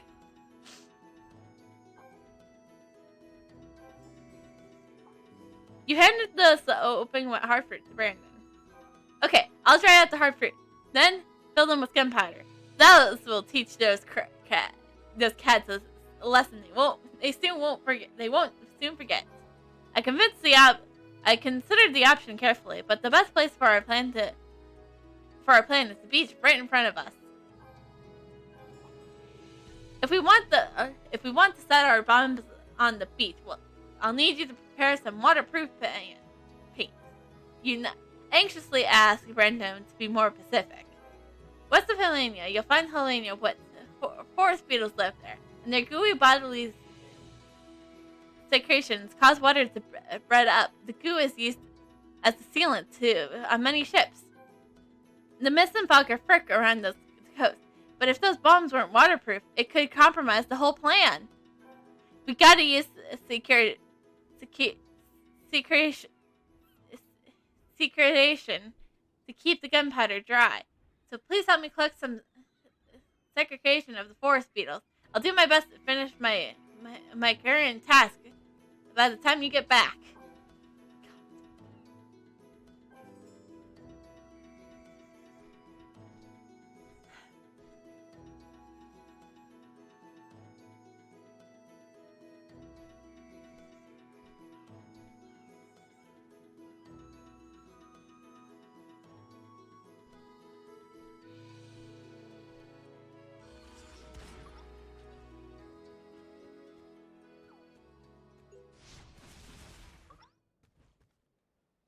And that was easy.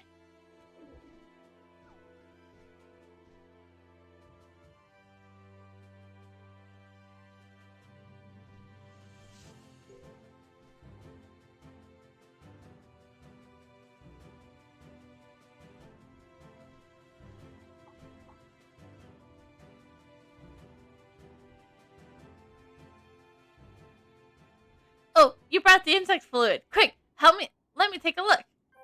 I must start with my work here. Let me think about what to do next. We're catching fish, planting trees, cutting deals in the market. Oh, right. That's the part. It's Brendan businessly tinkers with the insect body fluid, using a delicate brush to seal the hard fruits. It appears that Brendan has already poured gunpowder into the hard fruit peels. The bombs are almost fully prepared.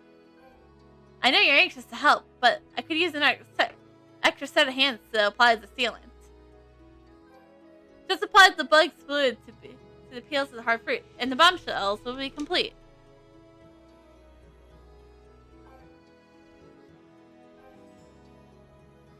Let's just do this one real quick since we have what we need.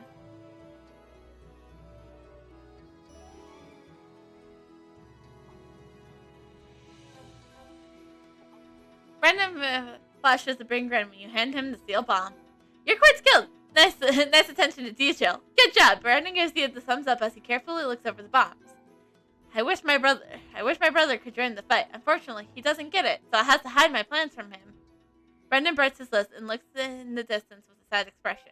Ah, but my disgrace. Worry not. Your work will not be in vain. These bombs will make these pirates run for the hills.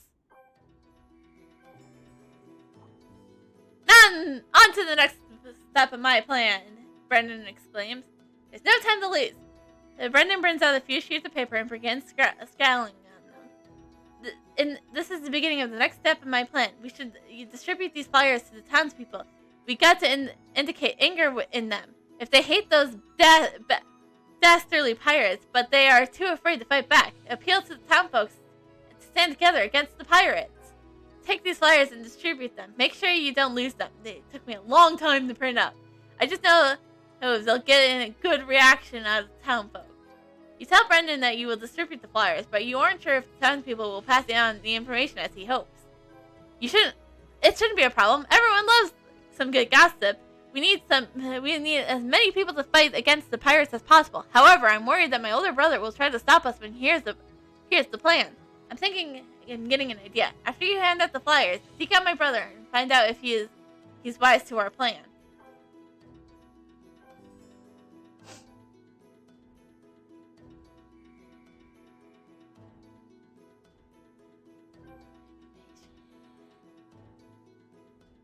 Oh, so it would be evasion for it. Damage evasion would be our autos, but only HP.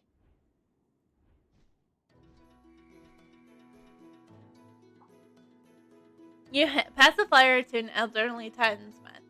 He raises a white eyebrow and reads the paper. I fully support fighting the pirates. Once I got in a tussle with one in the pub when I was younger.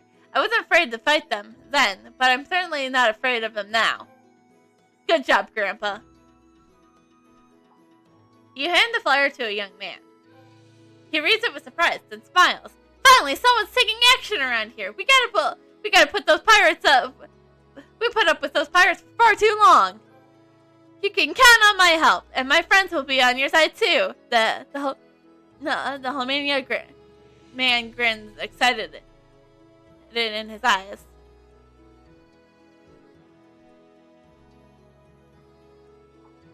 You shove the flyer into the hands of a middle-aged man. Ow. Don't go looking for problems. I have a wife and kids at home. I'm not gonna pick up a fight with a pirate, you fool. But I have guns. Clearly agitated, the man crumbles the flyer into a ball. Get out of here! Don't come near my house again. I have no part in your foolish plan. After you finish surveilling the pirates, you chat with Isaac, asking him about the pirates. We all know that the pirates are a vicious cat, but we're just normal people. We're not experienced. We're not experts like you, Natavia. We shouldn't start trouble. I can teach you. I can teach you how to go pew pew pew pew pew with guns. It's fine. And I do it all with a teriyaki in my mouth. Speaking of which, I really must thank you. From what I heard, thanks to you, Brendan will hand over the supplies. I couldn't spray him no matter how hard I tried. Earlier, when I was fishing, I found something called a secret stone. They said a stone which could be very useful for adventurers. I want to give it to you as a way to express my gratitude, but noticing Isaac's hesitation, you ask him to tell you more.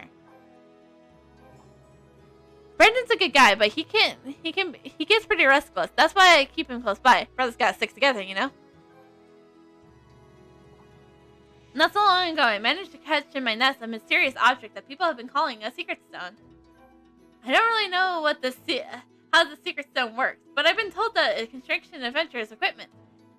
Who was it that told me about this? Ah, it was Solon, the village's secret stone merchant. Of course, this stone will probably be more useful to you than to me. So why not ask him about it? I'd give it to you now, but a pirate found out and I had it and stole it from me. Isaac said as he is unapologetic look. Look at me, babbling on about this thing I can't even give it to you. You give Isaac a reassuring smile and ask him where you can find this particular pirate. He was last seen in a cave not far from here. The rumors are that he owes exacting poison from you. Wait a minute, Nataria, don't tell me you're going to. Isaac's eyed in his eyes at you in surprise. Confidently, you tell Isaac not to worry, thanking him for the advice and allowing you to keep the secret stone. Just be careful, alright? Those pirates can be dangerous, but I have guns. Yeah, I got guns.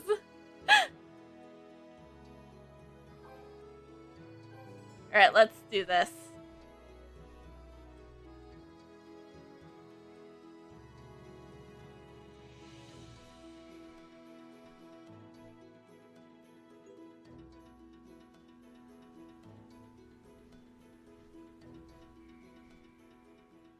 We're taking a little sidetrack for secret stones, you know, as one does.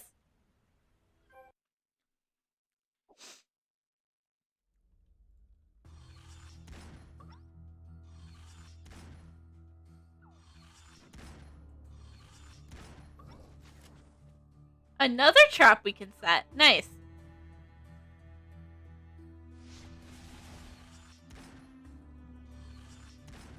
Okay, we should stop fighting the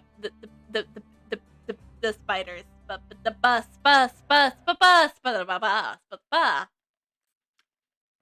Yes, the bus.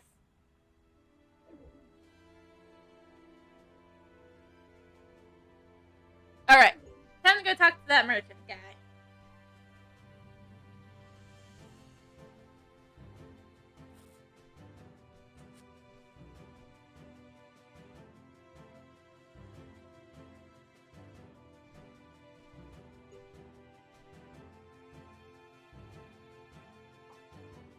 You recall your tales about taking back the secret stone from the pirate as you pat Sora.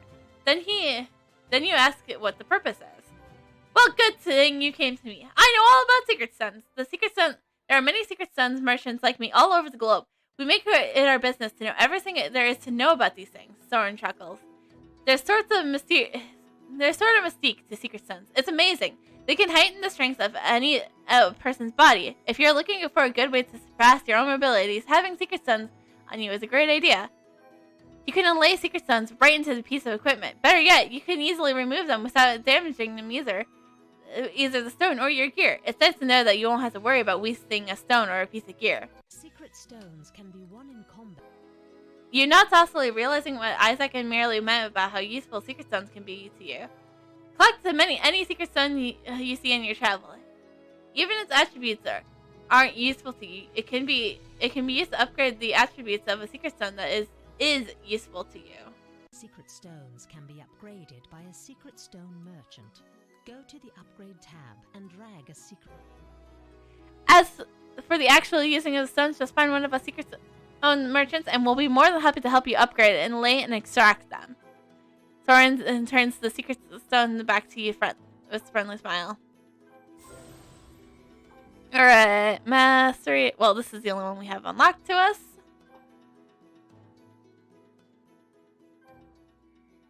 And, HP and damage, as always. Cute little boy calls out to you and starts talking to you. Hey you, are you on a quest? I bet you are. I can spot a quester miles off. Let me share some good info I heard about around town. If you got a few merits to spare, I won't let you regret sparing them for me.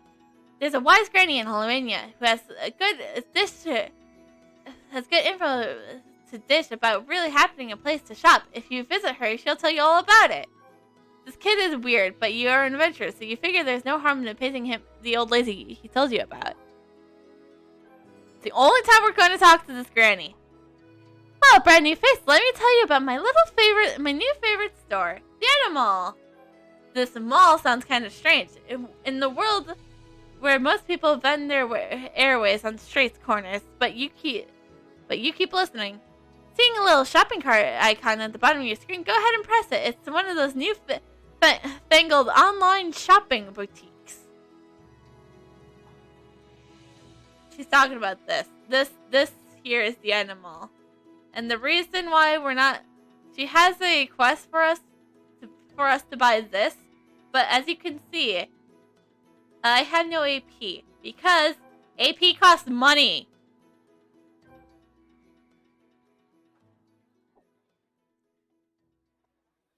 See a little shopping cart. Go ahead and press it. And when online. Nope. No. Sorry, Granny. We're not taking your quest. We're not paying money. Before I leave, I must tell my brother something. You momentarily is taken back. If Isaac finds Brandon, he's definitely learned about the counterattack plan. Casually ask you why you need to find his brother. I've heard that though Brandon has collected so many of Sin Vines, he doesn't have the parrots. He doesn't have the pirates after him. I still got the cages. Pirates love parrots. What are you gonna do? Isaac shrugs. I gotta make sure he remembers, or everything he's done up to the point will be for naught.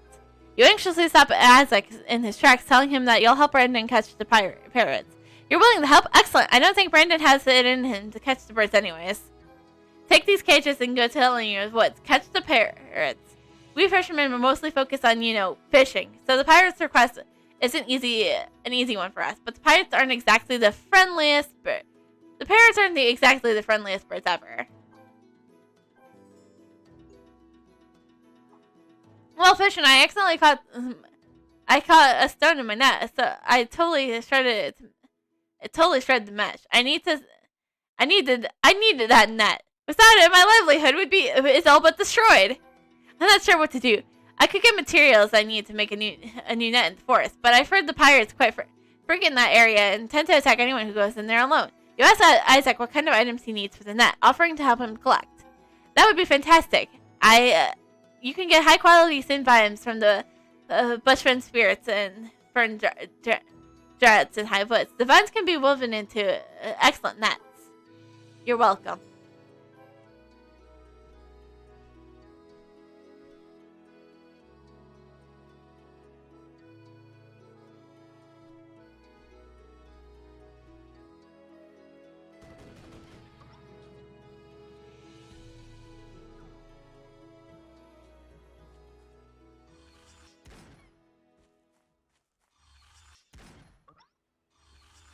Okay, so we're done with those.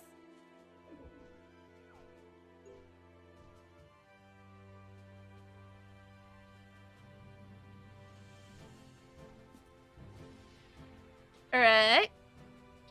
1 cage parrot. 2 cage parrots.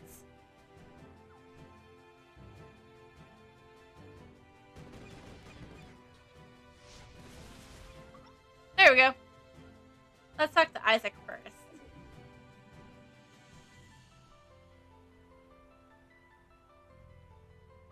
Okay, here, Alexa. Oh, hey. Yeah, I guess you can't hear me, so I guess me trying to tell you about, that thing and watch it, you should definitely look at it.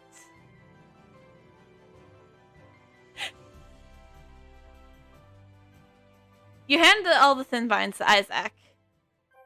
Whoa, look at these! He exclaims, clearly pleased. Even without the whole pirate issue, it would have taken Brandon and I much longer to collect these thin vines. Thank you so much.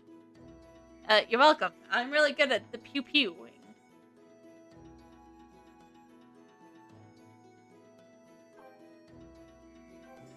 Alright, let's go to Brandon.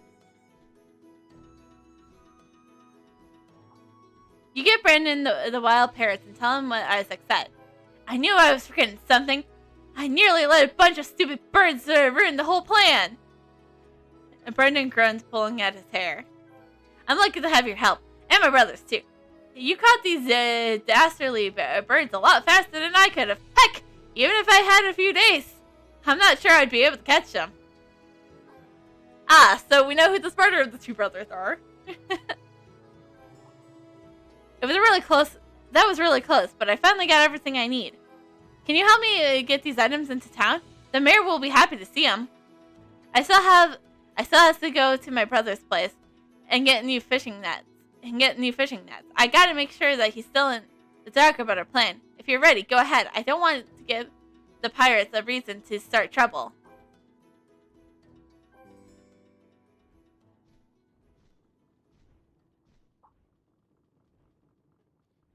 You place the box full of supplies next to the town mayor. Explaining these are the items that Brendan is supposed to collect. Everything is accounted from within the box. Wonderful! Her expression lifts and suddenly darkens. These pirates, they're here. I hope things go as planned. Is that everything? Man, that's a lot of stuff. You've done pretty well. Well, now step aside. Everything better be here. The pirate's consider mutters and grunts to himself as he appraises the goods. As I thought, not everything's here. You're trying to cheat us. The pirate consider snickers ominously. What? How's that possible? I'm certain everything is there. Just recently, jokingly, Brito increased the payment by 20%. You must have been told this. No, we weren't. 20%? How could you do this? We had an agreement. Metal argues aggravatingly with the pirate consort.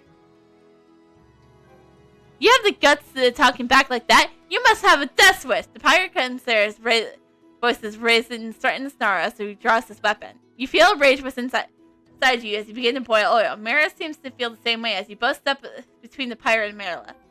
You dare interfere? I have guns! The pirate consort shifts his gaze to you, narrowing his eyes menacingly. I think I'll take you out first. Absurdly, the pirate charges towards you. Natalia, watch out! The pirate slashes his blades at you as Marilla cries out. You jump back, easily avoiding the attack. Always keeping this kamugi in my mouth. The pirate blinks Being surprised, before he could recover enough to attack you again, you knock his weapons out of his hand. This... What? How? You vile little twerp! Bruno will get all what he asked for. If you don't have it to us all by the deadline, we'll kill everyone in Helvania. And I'll start with you. The pirate snarks his Meros, then hurriedly rushes off. Natalia, thank you for saving me, Meros sighs. You notice the deep violet circles of exhaustion under her eyes. I feel utterly useless. I thought I could just buy our way out of trouble. I should have known that those pirates could never be satisfied. Their arrogance is a bottomless pit. Looks like Brandon was right all along. The town folks have started an uprising. They're tired of handing over their hard-earned money to the pirates. They've sworn to defeat them. It's time to stand up against those criminals. We can't hold our town hostage any longer.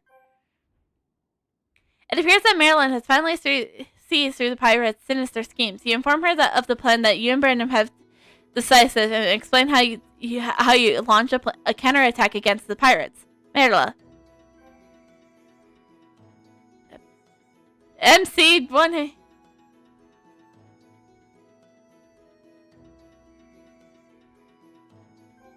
And Natalia,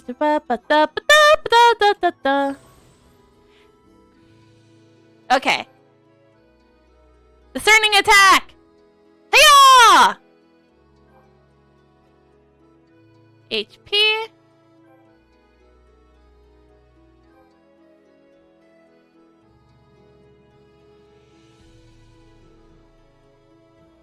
And damage.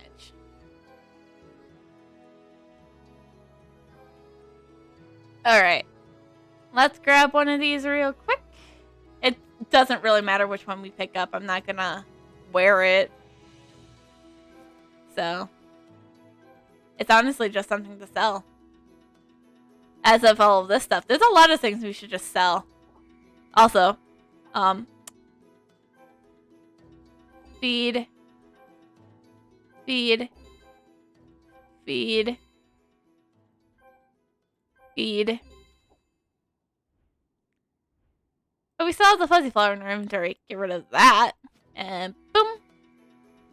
Boom. Boom. Nailed it. Natavia, I think I know how to lure in the pirates. They're after anything of value. If we pretend that there's some treasure if some treasure just washed ashore, they'll be on it like white on rice. You nod and remind Mela that the pirates have taken all the supplies. What kind of treasure could Helvania possibly have? You're right. We've given them almost everything we have. However, I know an alchemist on the Helvania coast. They say that he can turn stones into fool's gold. You never know. They'll never know. You'll never know it wasn't real. Maybe you could ask him for help and lure the pirates into the silver ash shores with fake gold. You asked for the alchemist's location. He's at Bella's Orchards. I believe the orchard master there has taken him in before. You tell Mela that as town mayor, she should gather town folks immediately, ready for the plan. You will find the alchemist. You're right. I'll gather town folks and carry out the plan. But Brandon will prepare the dynamite. Bella's Orchard is northwest of the town. Go find Vance, the orchard master. There, he'll help you find the alchemist.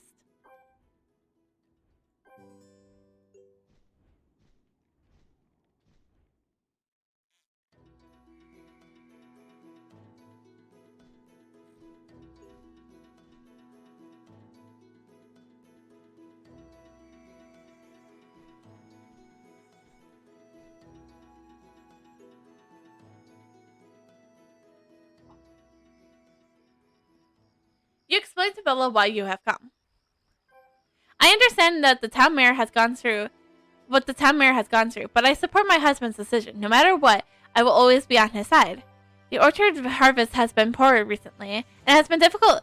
It's been a difficult season for us. One of the most difficult we have ever faced. Bella sighed sadly.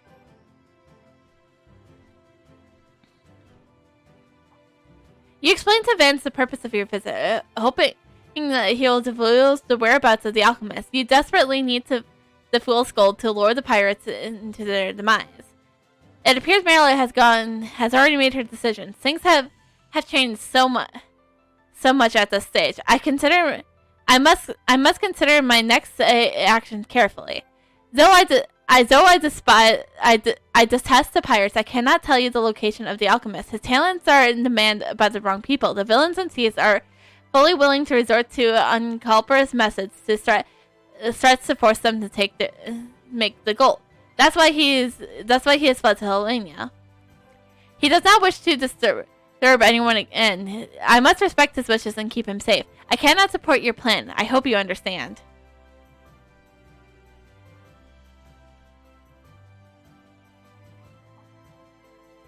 Are you here to help my parents? Donnie asked with an elegant and cold smile. Mommy and Daddy have been so sad. I can hear them crying each night. Donnie's own eyes filled with tears. Recently, fruit beetles have swarmed the orchard. They're scarfed down our fruit without second thought. Daddy tried a bunch of ways to drive them out, but nothing worked. Daddy works in the orchard for days ends. He just doesn't have time for Mommy or me. I want to help, but Daddy doesn't allow me to get anywhere near those nasty bugs. Since I'm not allowed to help, could you do me a favor and drive the fruit beetles out of the orchard for good?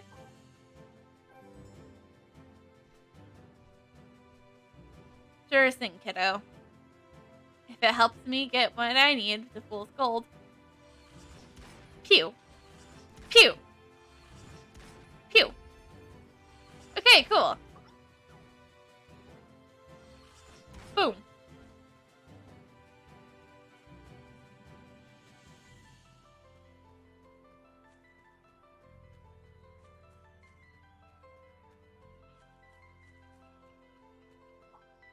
You tell Bella that you eliminated the fruit beetles in the orchard. What? But how did you know? She turns around and sees Donnie peeking around the corner, blushingly guilty. Donnie asked you. How could he ask a total stranger to do something so dangerous? Bella fumes. You assure her that you are just fine and that with your skills and expertise, fending off the fruit beetles was an easy feat. Well, what can I say? Thank you. You saved this orchard. I guess you already know about the situation at the orchard. What a mess, she sighs. You ask Bella exactly what happened. Putting the fruit beetles aside for a moment, a pack of Tanukis have wreaked havoc on our crops, and they're getting very so bold. They have come to the orchard and steal whatever the fruit they can find. If we don't gather it all quickly enough, it will get snatched away. We have to depend on my husband to drive them away. No one else nearby can help. You offer to help get rid of the Kumikis. Oh, you're really a hero, huh? Well, if it's not too much trouble, please lend a hand.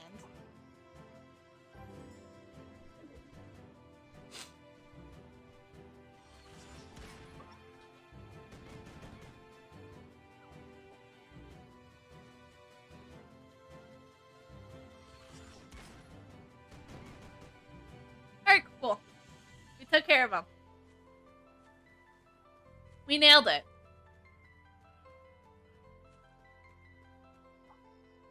You got them with cookies? They're so fast. That's incredible. Bella heaved a sigh of relief. We can finally relax and pick up our fruit without worrying about the nasty vermin. At least for now. Natavia, thanks to you, we can finally stop holding our breath. Bella explains with a grateful smile. Though you got rid of the beetles and Tamusis, at least for now, I'm still a little worried. We were never able to drive them away in the past. I want to discuss the plan you proposed with my husband. Perhaps we can get him to see your perspective. In the meantime, could you make a few rounds at the orchard? After you finish making your rounds, go chat with my husband. Hopefully we can make some conclusion by the time you return. First patrol! Patrolling! Patrolling! Heck yeah!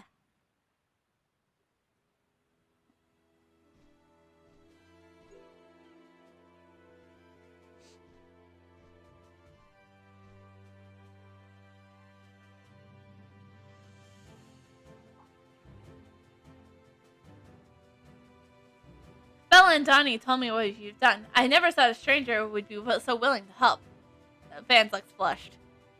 Okay, but... I even went to Alemania to ask about you. No one had anything but kind things to say. My family has already discussed the issue with me. I also reconsidered the plan that you suggested. We feel that you have proven you can be trusted. We'll introduce to you the alchemist, but he'll decide whether or not he wants to help. Perry can be really refined ordinary stones into cool gold. The rumors are true. Unfortunately, the wrong people know about his talent. Everyone wants to use his secret to strike it rich or swindle the innocent people. Thus, he loathes trust strangers. Even though you are trustworthy with noble goals, Perry may not agree. Vance, can we help Natavia somehow? Surely Perry will trust our judgment. Well, if Perry knows that we support Natavia... Ah, I've got it. We'll send Natavia off to find Perry with your specialty dish. Puzzled, you'd ask about the dish. When he first came to Alvania Coast, he helped him for a while. He stayed with us on the orchard. He fell in love with Bella's cooking. You has to be made of stone not to. He's just wild for my specialty. Bring him a spicy apple surrogate, and he'll know we support you. You ask how you can help. It would be tremendously if you could ask the Enderman Mountains north of here to get some emerald snail meat. Then go to Mountain Cave to help us gather up some Helvania Mountain mushrooms. Then Bella can do her magic in the kitchen. Alright, so we're doing a lot of just fight things.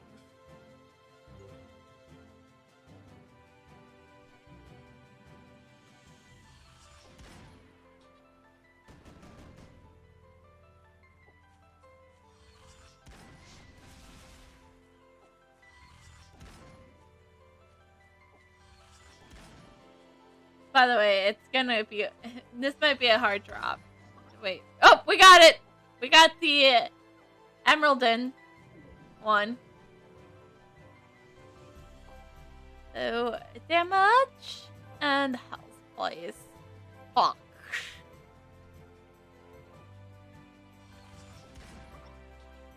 First try! Heck yeah! And mountain mushroom. Let's go.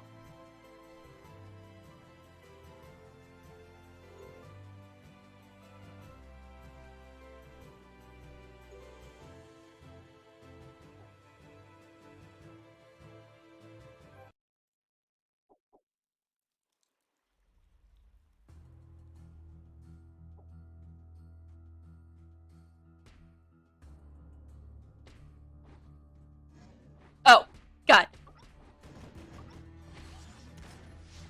They're all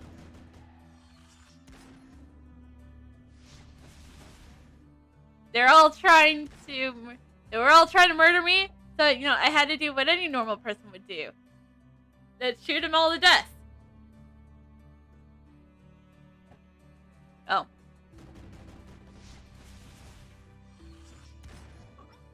There we go. Now we can get out of here.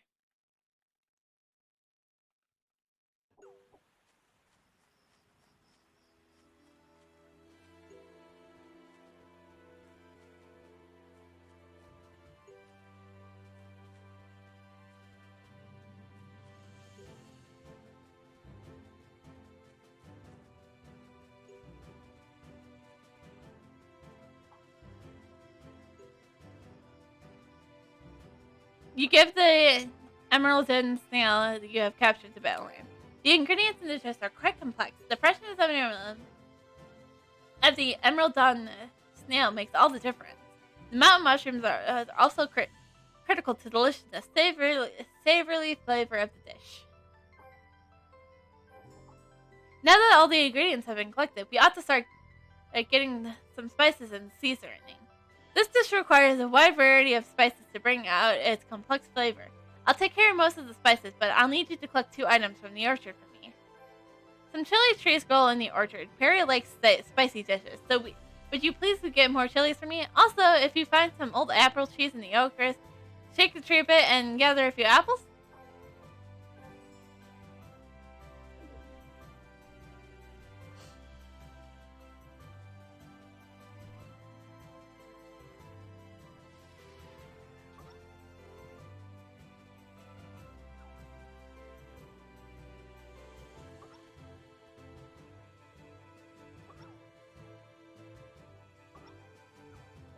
Sail apple, let's go.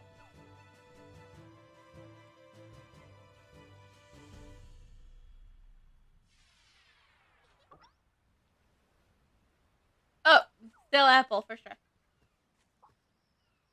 You count out the chilies and apples carefully, and after double checking your numbers, you give the items to Bella. Now we have everything. I'll take it from here. She rolls up her sleeves with a grin and looks at you, and looks like you're in. It looks like you're in for quite a show. Sorry to keep you waiting. I'll get the spicy apple Elgert. Bella asks with a confident grin. You take the gist from Bella, and smells like a zesty and, well, very snail-like. Merely comes out, takes a closer look, but quickly retreats. You haven't had a spicy apple Elgert until you've tried mine. Perry's gonna love this. Well, Natavia, I think it's time for you to say goodbye for now. We'll support your decision. After Perry eats this tasty meal, I'm sure he'll loosen up a bit. Bella gives you a carefully wrapped package of spicy apple esprascat. Perry should be near the meal site. Deliver this dish to him before it gets cold.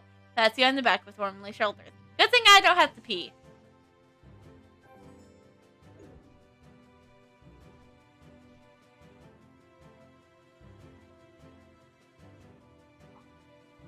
You describe the counterattack plan against the pirates Perry. You also ask him to make some big gold to lure the greedy pirates. How do you know about this? Who told you about it? I knew I couldn't trust anyone from Helmania for long. I don't want anything to do with that blasted town, but I certainly don't want to get involved with those pirates. I'm staying out of it. You tell Perry that Vince and his family have asked you to come to him. You give him Bella's irresistible spicy apple escat. The smell. Can it be Bella's famous spicy apple escargot? Perry's hardened face immediately softens to a grin. He slurps up a snail with utter glee. Because Vance and his wife asked you to come here, because they done so much for me, because you brought these delectable snails, I'll help you out. I'll make the goal. But I won't want any part of the rest of the plan. You reassure Perry that Perry, other than you, the Orchard family, and the town mayor, no other of the town folk would know about his identity. Perry nods and then eagerly shoves more of the snail into his mouth, which honestly is pretty gross. You force a warm smile. Humans are weird. They don't know what disgusting creatures emerald snails are, but they scarf them down regardless. Let's get started. I need you to help collect the materials to make the gold. I've never been a part of a crowd, you know. Always on the move these days. Though I thought feeling the itch to settle down. Maybe I just don't know I'd survive without my fix of spicy apple Elskit now.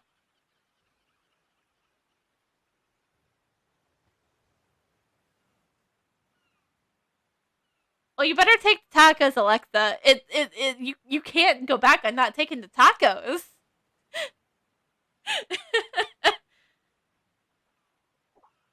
We need some catalyst to quicken the process. Could you please go to the mountain pass to the west of the Wind Whispers Meadows? There you'll find a good deal of Helvania cliff golems and giant golems. Get some powder from them and make the process go much faster, and we don't have much time. You're pretty lucky, actually. You can't find this powder just anywhere. I'm grabbing all quests at the same time.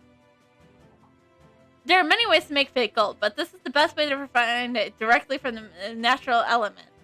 However, we don't have much time. I need to get to work. You tell Perry you will collect the material for him. Take the iron pickaxe with you, dig up some metal ore.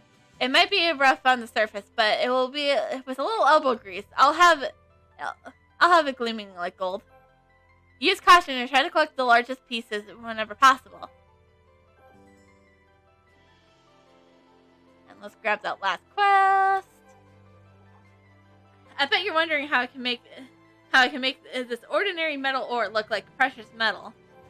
These pirates are going to examine this ore closely. They're pretty sharp when it comes to treasure and won't be fooled easily. I need to apply a special kind of powder to the surface of the metal, like paint. I'll polish the metal while you whip up a batch of special paint. Keep that in mind when that I give the paint the proper texture. You'll need budding flower pollen and honey flower pollen. Both can be attained from the budding flowers and honey, respectively. When you get the two materials, mix them together according to my formula. You'll get the final product of shining gold powder. This is precisely what I need. Alright! Let's go do a bunch of stuff for Perry.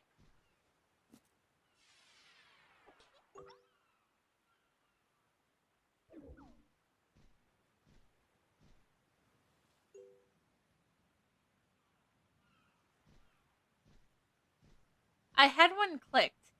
The frick. Okay, boom. Boom. Boom. Boom.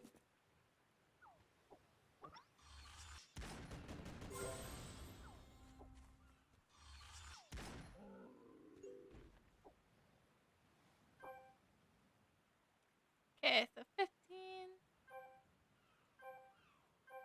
8 masteries. Attack. Well, we gotta go for the focus, man. Wait, are these even the... Oh yeah, the giants and the cliff mountains.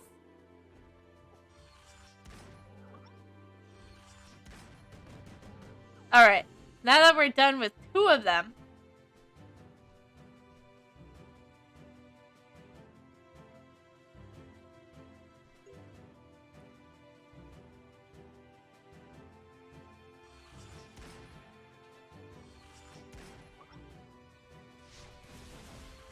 Well, we gotta get the things that we need.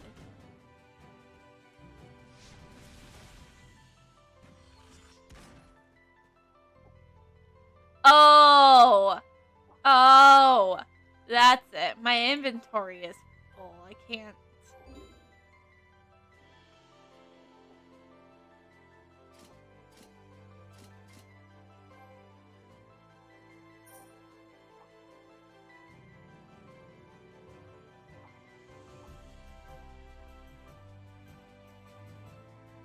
Gotta get some. Gotta get...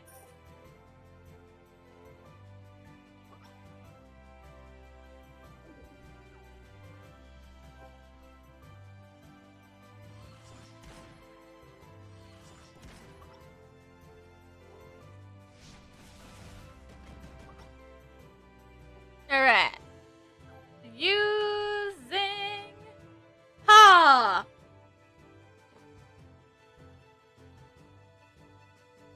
Now, we have a lot of things to go do for Perry.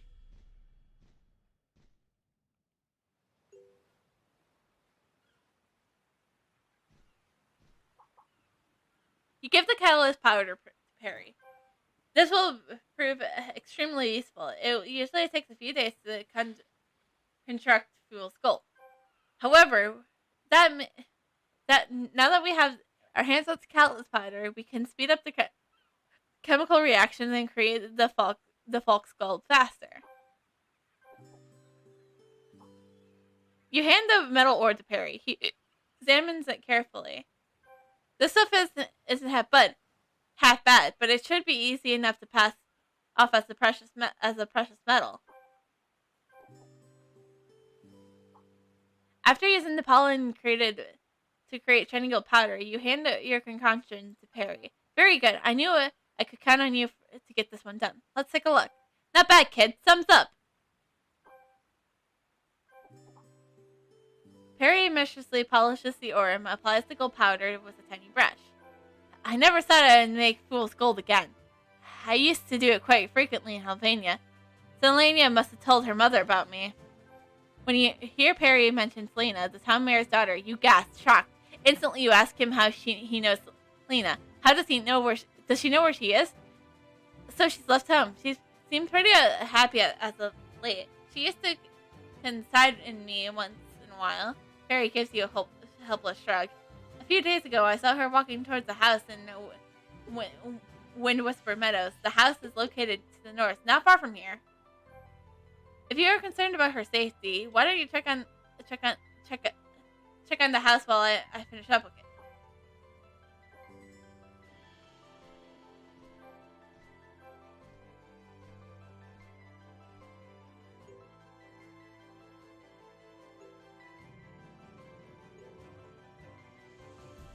A few pirates are turning this cottage upside down.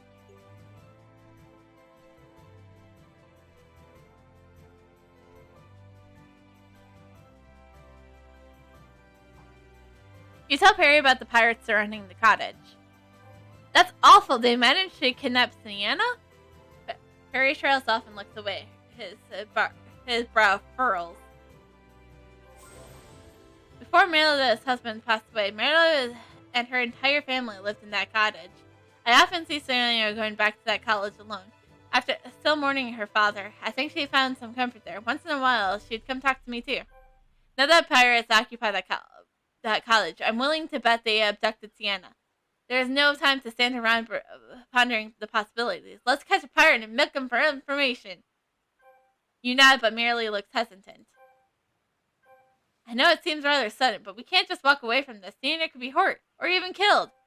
I have a tranquilizer blow dart designed to knock out a small animal, but one dart will knock a pirate unconscious. After he passes out, bring him back in a self-call and we'll get him to tell us everything he knows. You take the tranquilizer from Perry and ask Meryl if it has something to say. I'm just a bit confused. It sounds like that cottage has gone vacant for a long time, so why would the girl go there? You sigh. The issues involving emotions are difficult to grasp. Issues involving emotion are difficult for merely to grasp, but there is no simple explanation. Alright! Oh, also we can finally get relay. Heck yeah!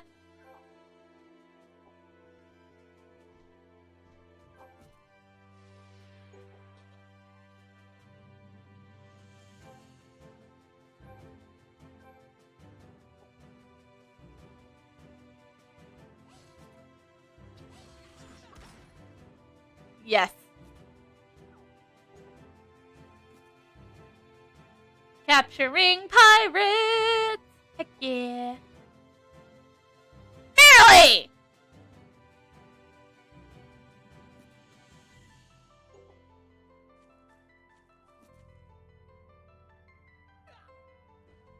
Barely! Stop murdering the pirates!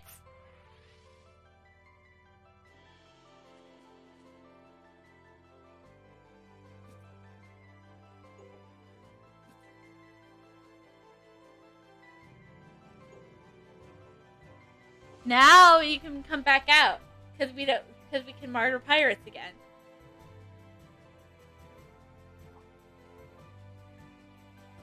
Looked like this guy is totally clueless. He's snoring like an amused camel. We'll have to find out what he knows. We'll find out what he knows soon enough. Yep, just casually kidnapping people. It's how we do things. And we're very intimidating with our dress, you know. We're wearing a dress, and we're very intimidating. Apparently, Deborah raises his voice, trying to arouse the passed out pirate. It's like stop murdering the pirates. We're trying to kidnap one.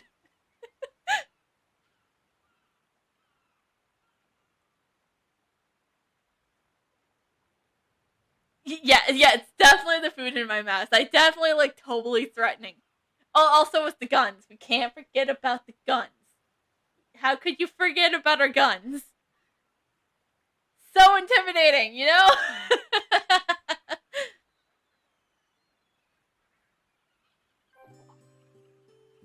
Happy had sweet dreams. Now wake up! Perry barks angrily. Boss? Huh? Who are you? What are you doing to me? We're not planning to do anything at the moment, but that could change very soon. Where's the girl from the cottage? If you don't tell us, a bone-chilling, eerie grin spreads across Perry's face. Please, I'll tell you everything. Just don't hurt me. I was going along with the adjutant's followers' orders. We're supposed to loot the cottage. Then he ordered us to take the girl into the main camp. Cat's Eye Porter explains, sweating profusely. I swear, I'm telling the truth. The adjutant's followers are still in the cottage. You can ask him if you don't believe me. Natalia, did you hear that? Looks like you'll have to return to the college to verify this news with the adjutant follower. If it's all true, let Mary know immediately.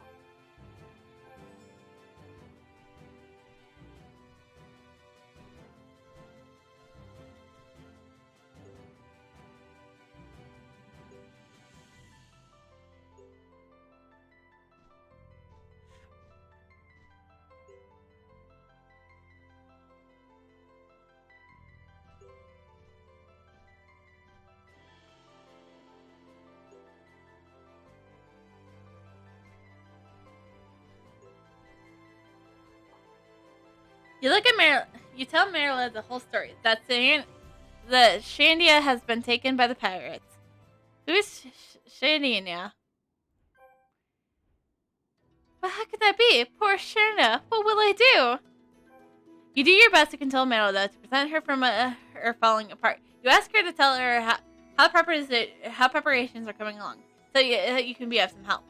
You're right. Placing the bombs on the beach and to lure out the enemy might just save my daughter. Once we lure them out into the open, the Cat's Eye Pirate stronghold will be less guarded. It will be our best chance of rescuing her. With everyone's help, we managed to get everything we need to launch the counterattack. There were some dangerous tasks that we still must accomplish, though. I've been discussing the issue with the townspeople.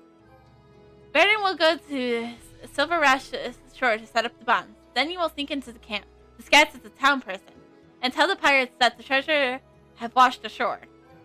You nod to tell her to proceed according to the plan. No, wait, Natavia, you're the most skilled hero I know. How many heroes do you know?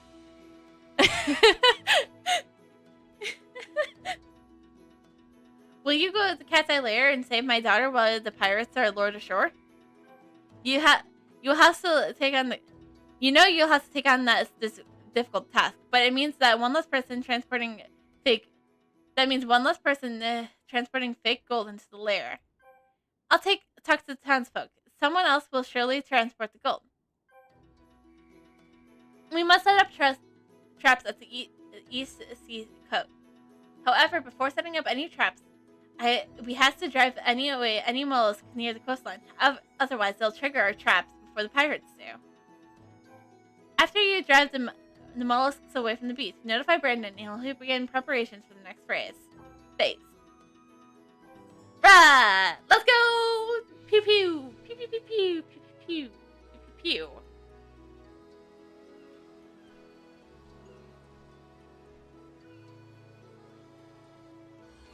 Pew! Pew! Alright.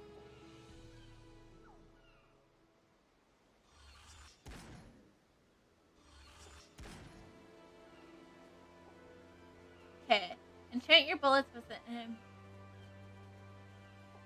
metal energy, causing your shots to temporarily confuse. Oh!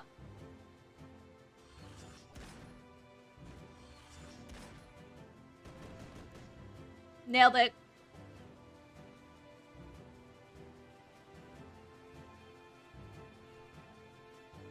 No. That's a bad idea.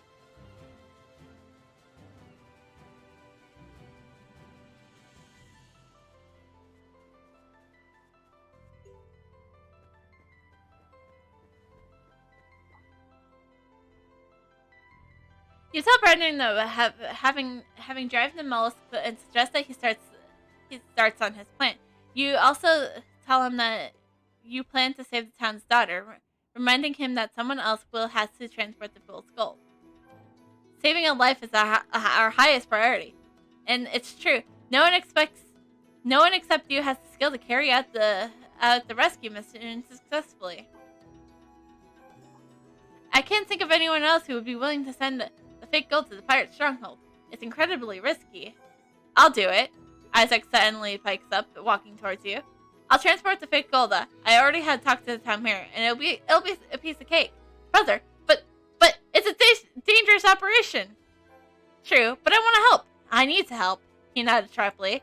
Natavia, will you help me once again? A group of raging sea crabs lurk in the north end of the Silvershaw shore. If Brendan sets up the bombs there, they may attack him. I'd like you to help me get rid of those sand crabs. With our combined skills, we can work together to complete this mission. I could do it on my own, Isaac. You nod briskly and leave the brothers to discuss the details of their plan. You hope they will work together as well. Your life might just depend on it. Okay, they can discuss while we go fight crabs.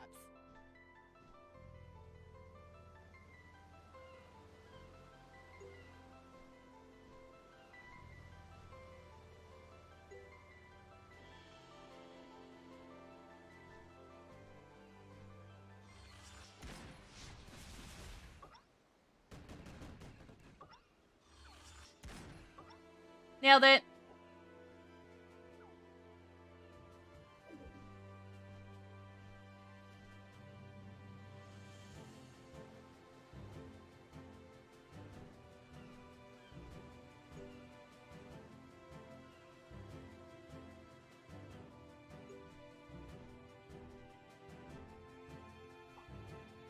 You tell Meta that you have cleared the beach. Thank you. I'm quite surprised that Aztec has joined the operation. Our whole plan depends on the brother. Nitavia, you have been a great help to us during this period of hardship. If everything goes according to our plan, Brendan has already set up the traps near the coastal line. Take this opportunity to rest for a bit. You expressed concern about Brendan to Marilyn and ask if she has heard from him.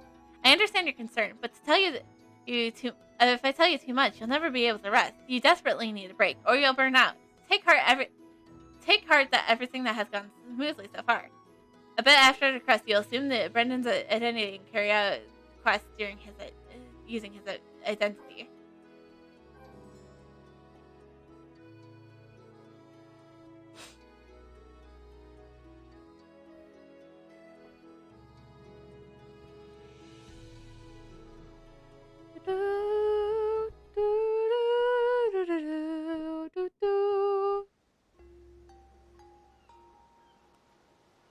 Alright, let's do this.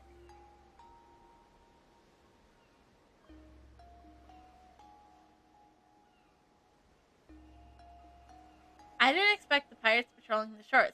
It looks like things won't be that easy.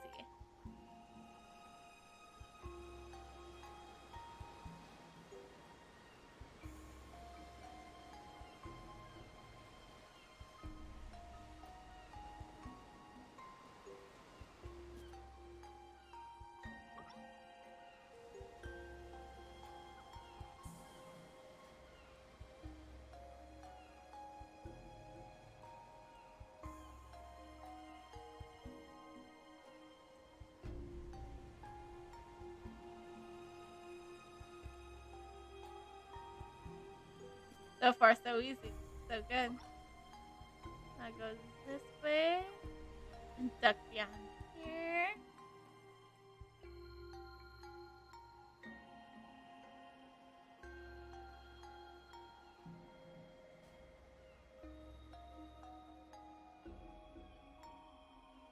And they didn't even expect a thing.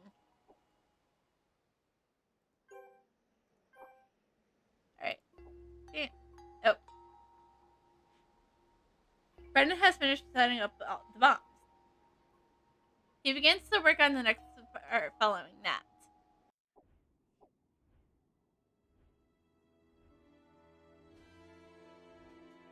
Alright. Damage. HP. Mastery. Advanced. Oh. Okay, we don't have anything else. so. I have no doubt Brandon will return safe and sound. You need us not worry about him. Ah, I see. He has returned unharmed, and you're unharmed, aren't you? You are unharmed, aren't you, Brandon? You watch as Brandon walks towards you. You breathe a sigh of relief. Nativia, thank you so much for clearing up the musks and sandcraft off the beach. They would have made setting up the traps much more difficult. Nativia, our plan is now being carried out. But even if it succeeds, the town will still need more defense supplies. Meta knits her brow concerned. We're going to need outside reinforcements, and our facilities must strengthen as well. I've already asked someone to do a few of the tasks. I was hoping someone else could help fill in any blanks for me. Could you ask Lucer to come over? I think he thinks more clearly than I do, and often has good suggestions. Things will run more smoothly with his help.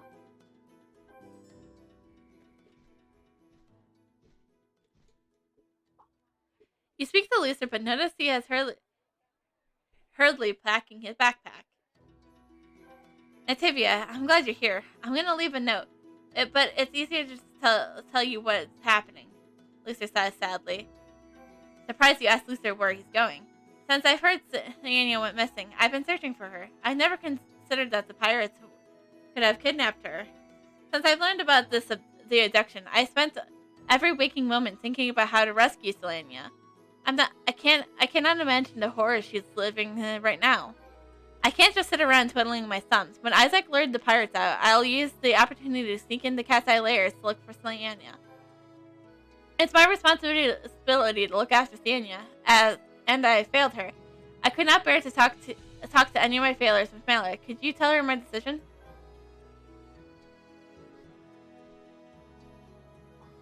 You tell Mela about Lucer's decision, urging her to include his action into the plan. Ah, Lucer is as stubborn as a mule. There's nothing I can do to stop him. Let him do what he wants, and I'll include his plan into our grand scheme. According to the plan, Isaac should be back soon. A grim look crosses Meredith's face. You asked Meredith about Isaac's condition. Is there any new information reported? Isaac's plan is to deliver the phony treasure to the pirates' camp. It has been underway for a little while now, but from last we heard, he should be back soon. But I'm a bit concerned. I haven't seen any signs of him since. You asked Madeline if there's anything that has happened so that you can determine a way to help. You're right. You're the only one who can help now. After something. Okay. I gotta use the bathroom again, and I'm out of water, so I gotta get more water, and I'm gonna go to the bathroom. So we'll be right back. Again.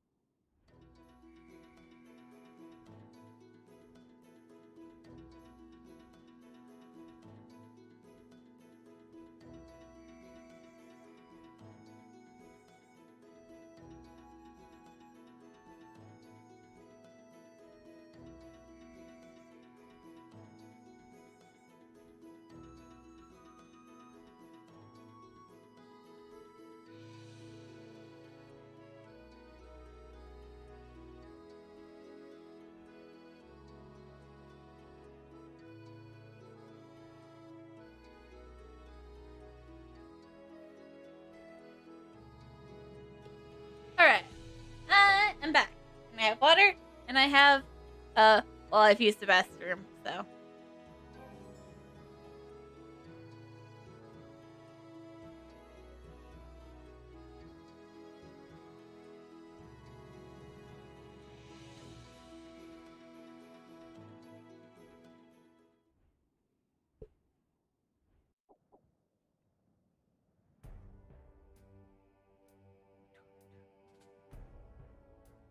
The squad leader is ahead. Show him the treasure.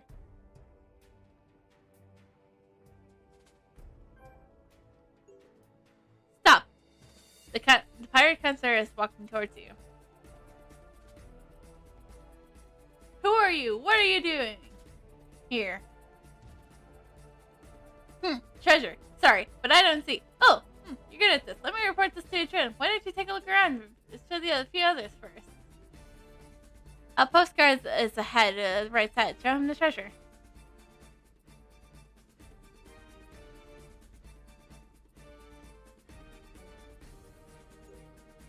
Hey, what do you think you're doing here? Treasure. What? I can't believe this stuff is good, lying around on the beach. This isn't right. I better notify Yoto first.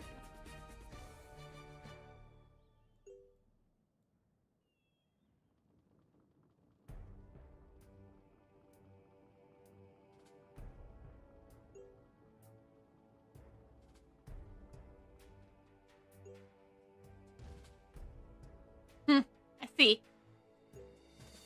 I let it.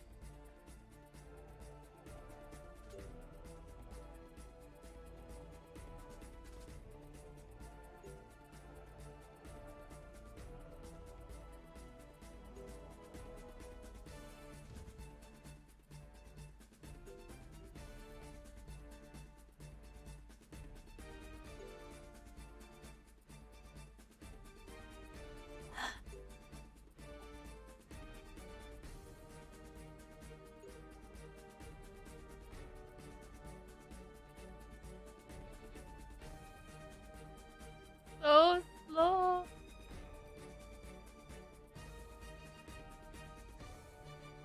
Do do do do do do do do do do do do do. Take the treasure, man.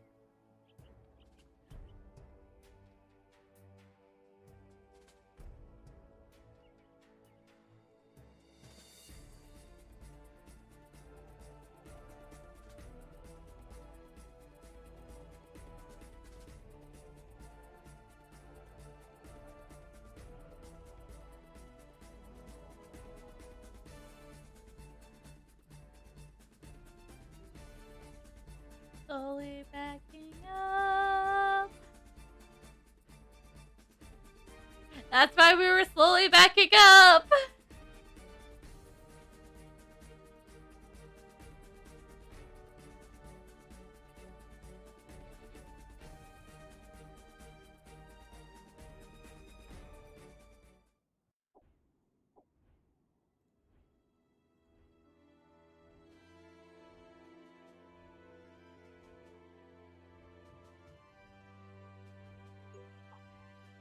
Is Faceook right?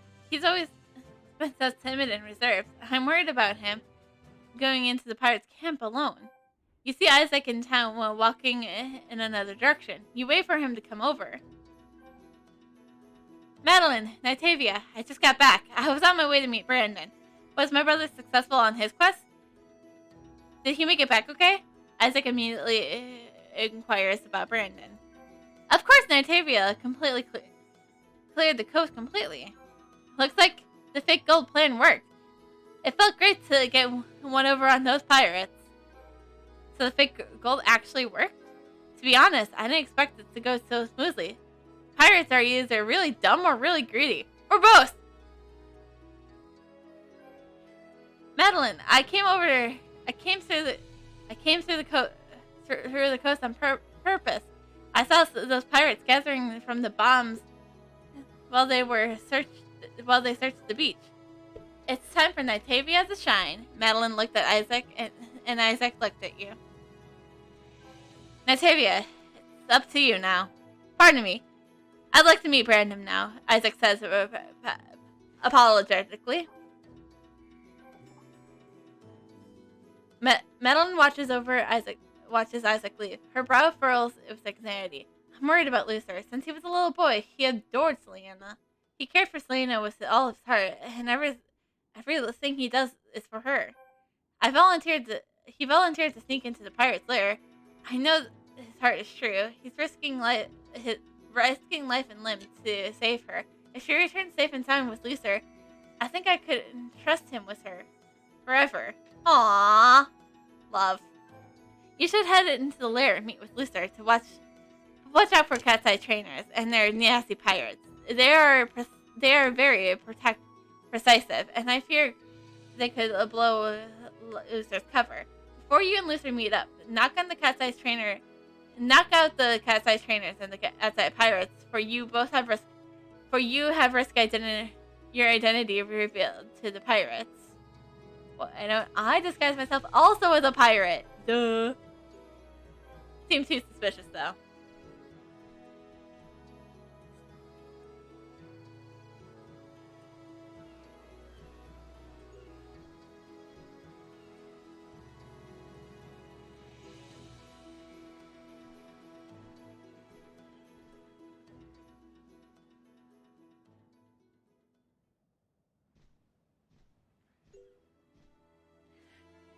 I mean, to be fair,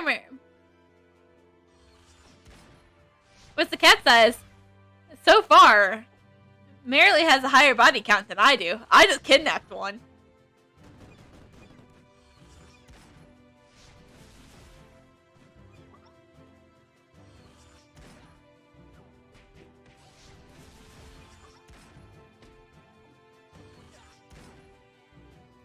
Okay, now I have the higher body count.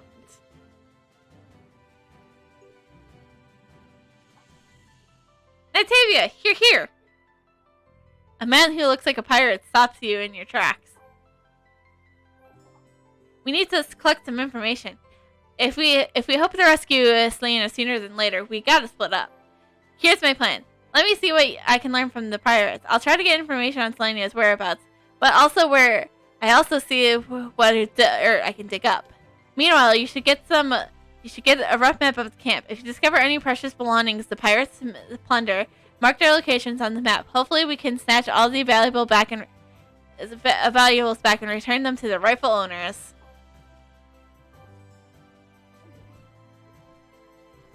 Sorry.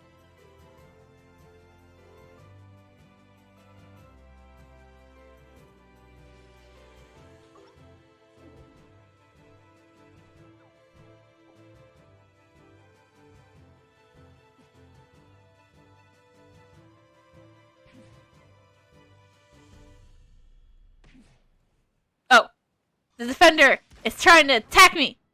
No. I have guns, and I am not afraid of anyone.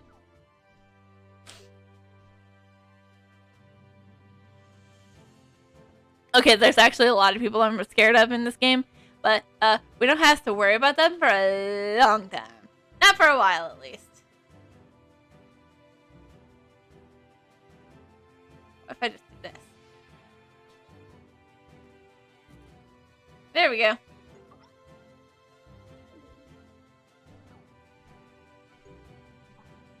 You hand the map to Luther and share what you've learned about the area. They're loading goods into the boxes. They're loading Luther scowls. He hasn't learned about that, apparently. I haven't located Selena, but time's running out. We have to act fast. If it's for Siena's sake, there's no peril I wouldn't brave. X marks the spot. After we save Selena, we have to destroy the pirate slayer. I got a few bombs left over from Brandon. We'll just have to place them strategically near the most important areas. I retrieved a piece of interesting information from the pirates. To claim scavengently here, they have put banners up on the Cat's Eye Pirates crew in front of their most important buildings. Wow. They have done us a favor for marking all their felicities for us. You should scout the lair, and you should probably be more familiar with it than I am. Bring some charcoal and some charcoal pencils with you when you go to the lair.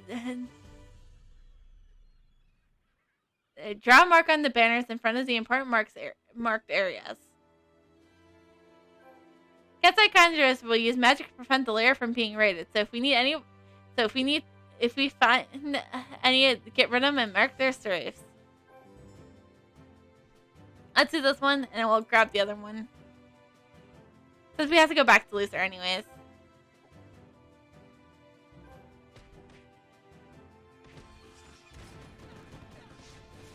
Goodbye!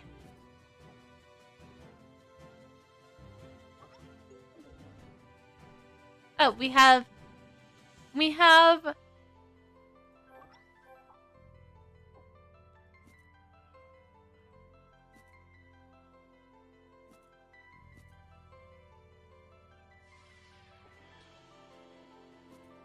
Oh, right, because our inventory is full again. I should... Hold on. I'll go back quickly to...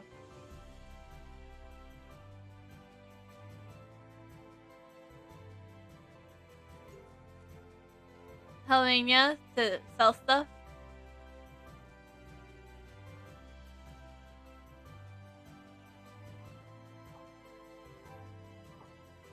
Sell. Oh, right, we can't sell those. Sell. Sell. Wait, we can't. Oh, right, we can't sell the... And everything else I don't want to sell or we can't sell.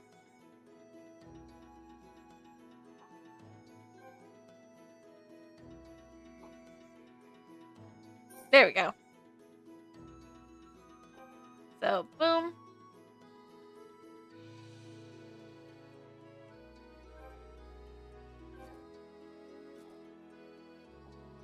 Oh, let's just equip that stuff for now then. And back to marking!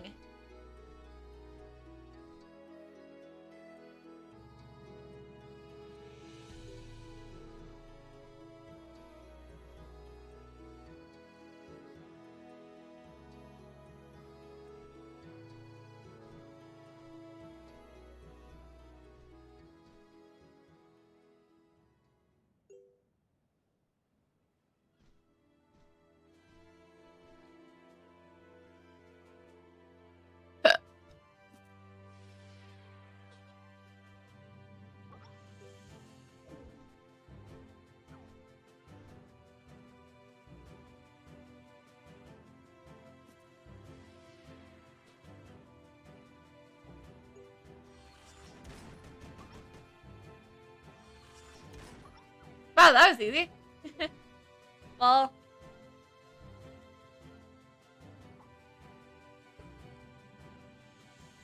Lisa snatches the staff from your hands and throws it aside. One by one, you point out each location on the map to Luther. Ah, I see.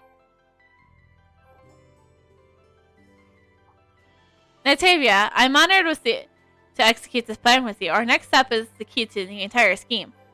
First, I'll find Sienna. Once I have her by my side, we'll plant the bombs together and then leave this horrible place. I won't be able to place the bombs right under the pirates' noses, so I'll need you to distract them for me. I also need you to launch an attack on the pirates to cause a commotion. That'll give Sienna and I time to set up the bombs. I'm really quick to defeating our enemies.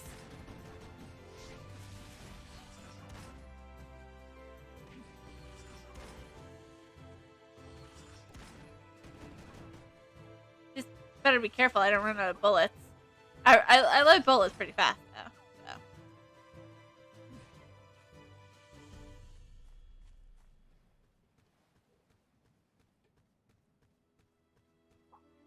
You rush back to the meeting point and realize that Luther doesn't seem as much though he isn't in much of a rush. Oh, Sienna says.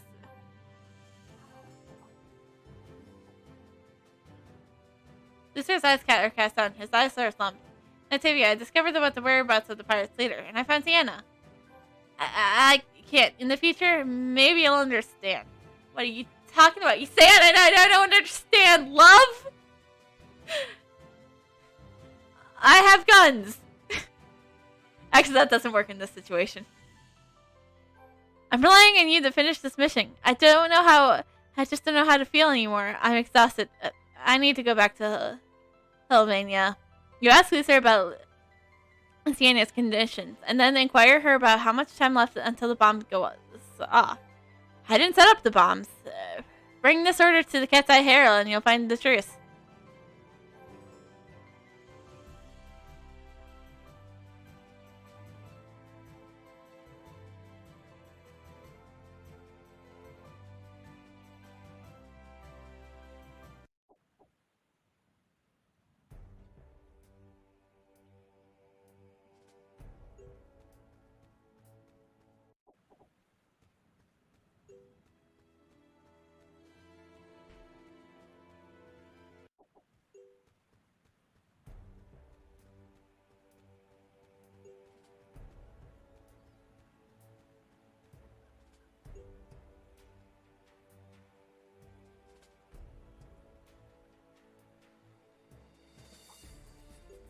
Don't hurt Mac!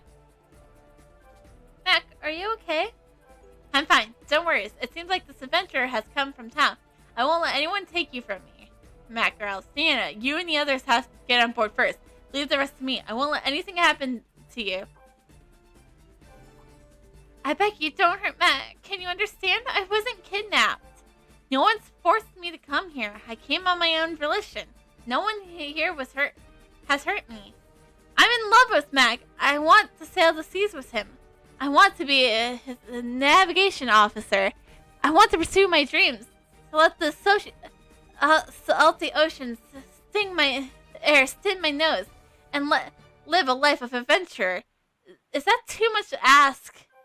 Daniel holds out the key. This key is the key to the treasure vault. All the treasures collected from our town is locked inside.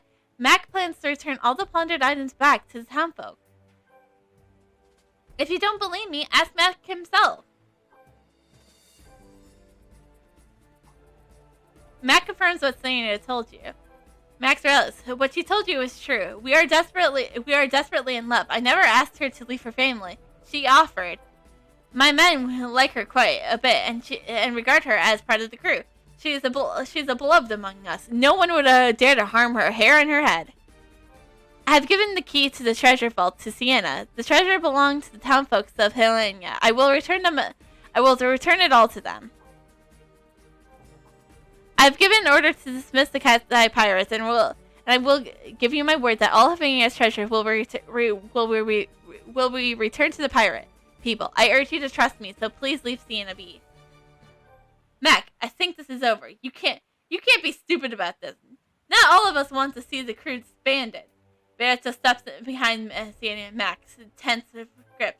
Beato, I'm in charge here, and the decision has already been made. Now's not the time to be talking about this. Max stands firm, narrowing his eyes at Beato.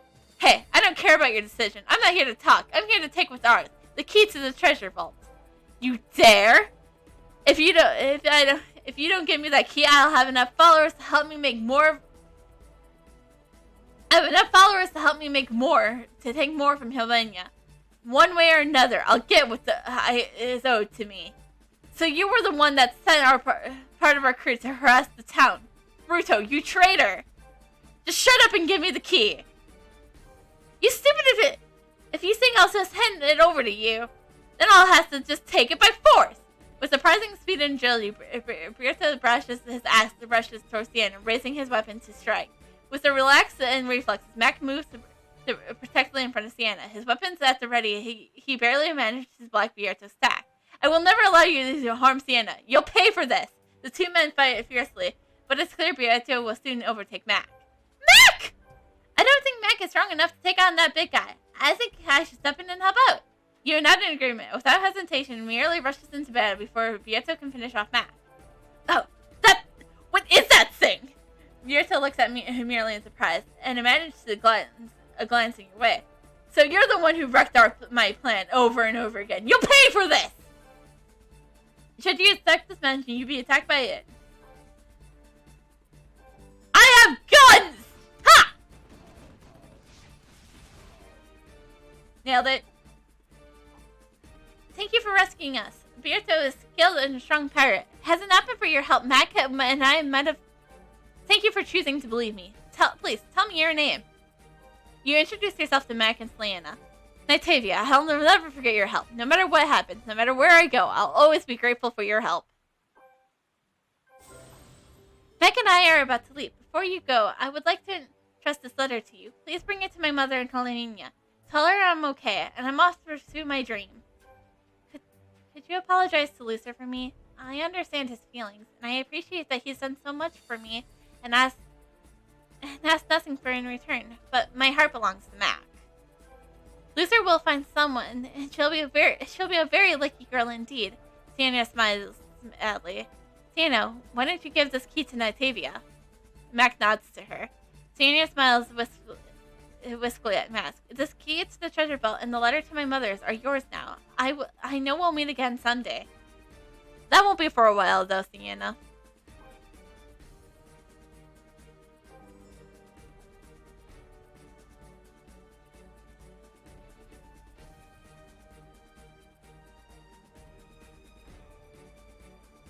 And at least everyone's safe and sound. You return to Romania and you tell Madeline the truth.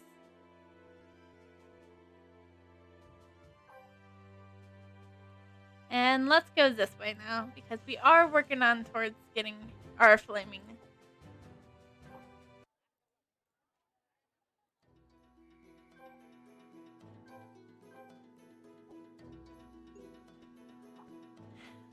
I'm so sorry, Nitavia. I shouldn't have left you alone in the lair.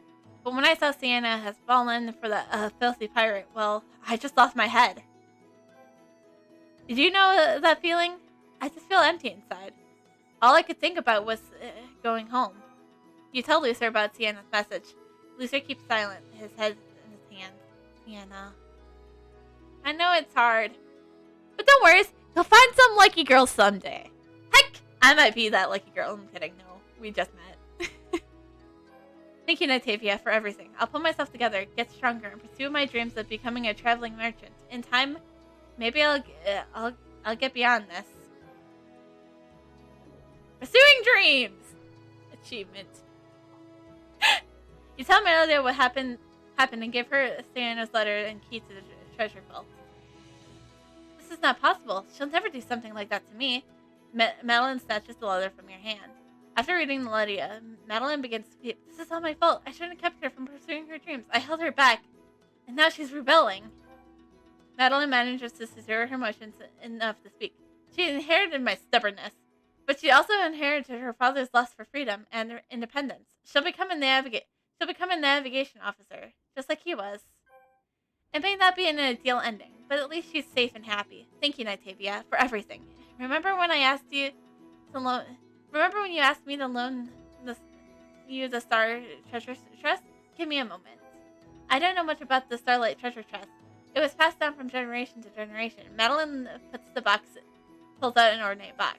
This treasure chest has always been locked, and I don't have the key to it. My father said this once belonged to our ancestors. If you accept it, I would like to give it to you. As Madeline gives you the Starlight Treasure Chest, a burst of noise interrupts you. Nitavia, don't go! Donnie, the young boy from Bella's orchard, rushes in, breathless. No matter what I say, this kid insists on coming here to say goodbye to you. Bella is at home, watching over things. Orchard Master Vance enters with a warm smile. Nitavia is so awesome, making all those pirates go away. When I grow up, I want to be just like Nitavia! Kid, you got a long way to go. You have some big shoes to fill, Donnie. If you want to become as brave and strong as Nitavia, you'll have to work and train hard every day. No one reacts as the fisherman brothers enter the scene. Well, Nitavia, it's about time I express my gratitude to you. Thanks for giving me back my courage. Isaac poorly maintains a stoic attitude. Brother, because of your courage, we all agree that you should be the one to represent the town in thinking Nitavia. But here you are, you're getting all emotional. A man capable of feeling is moved, you know. Anyways, Nitavia, on behalf of Lithuania, thank you for all you have done. After being graciously thanked, you wave to the town folk around in your gratitude, but your mind is on the Starlight treasure chest and how you could unlock it. At least their kindness keeps you in a good mood. Oh, Natavia, about the key to the Starlight treasure chest. It has been passed down to generation among the Lumen chief. I suggest you pay the Lumen officer, Omar, a visit. You nod very eagerly to get to Crescent Hill. Perhaps there you can finally separate yourself from your Eidolon. And then you catch yourself. A guilty stealing glance at me, merely. I can sense your thoughts sometimes. Don't worry. I understand. I know that with a strong will, a human with an Eidolon may be consumed by its power. I know you don't want to become a zombie, so you must separate yourself from me before it happens. You open your mouth and speaks, but merely interrupts you. It's time to go.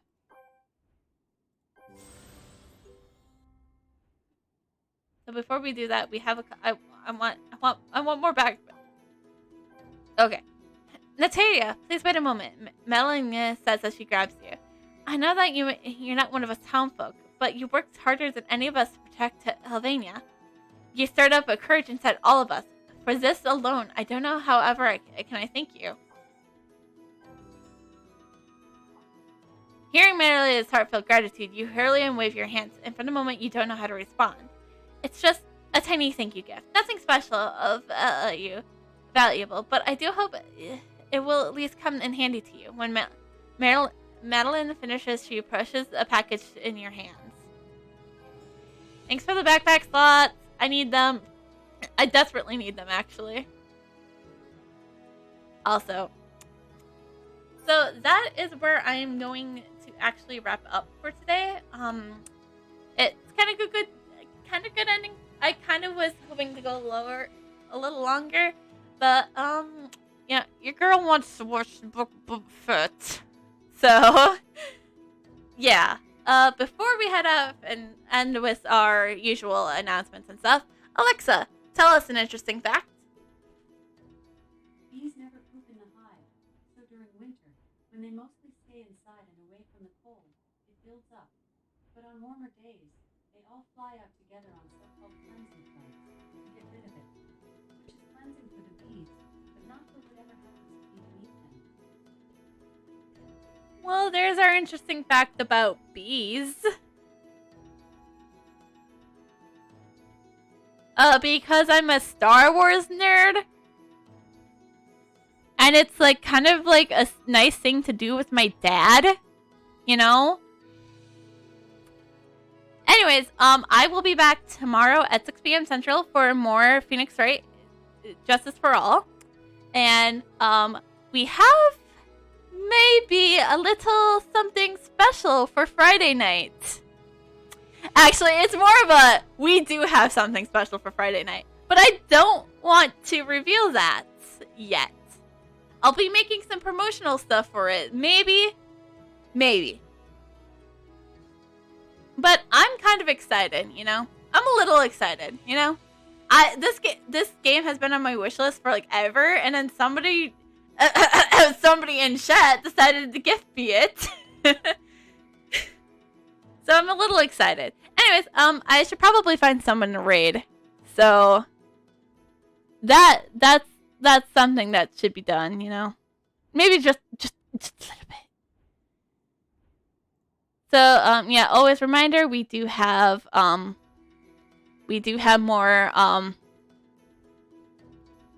we do have follower emotes that you can always use. Oh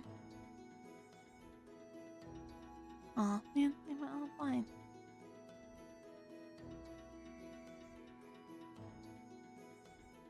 Sure, there might be someone in here who's still alive. If they're still alive, I'm gonna...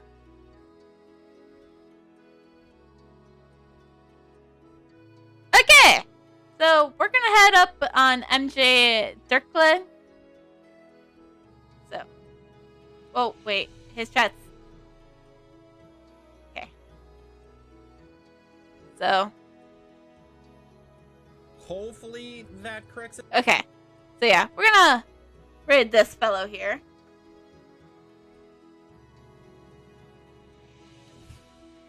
breakfast for Friday, okay?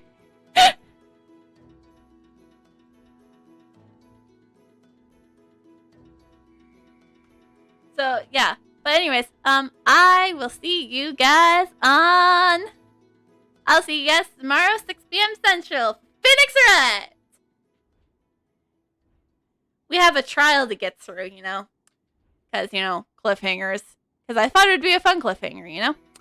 Anyways, that's all I have for today. See you guys tomorrow.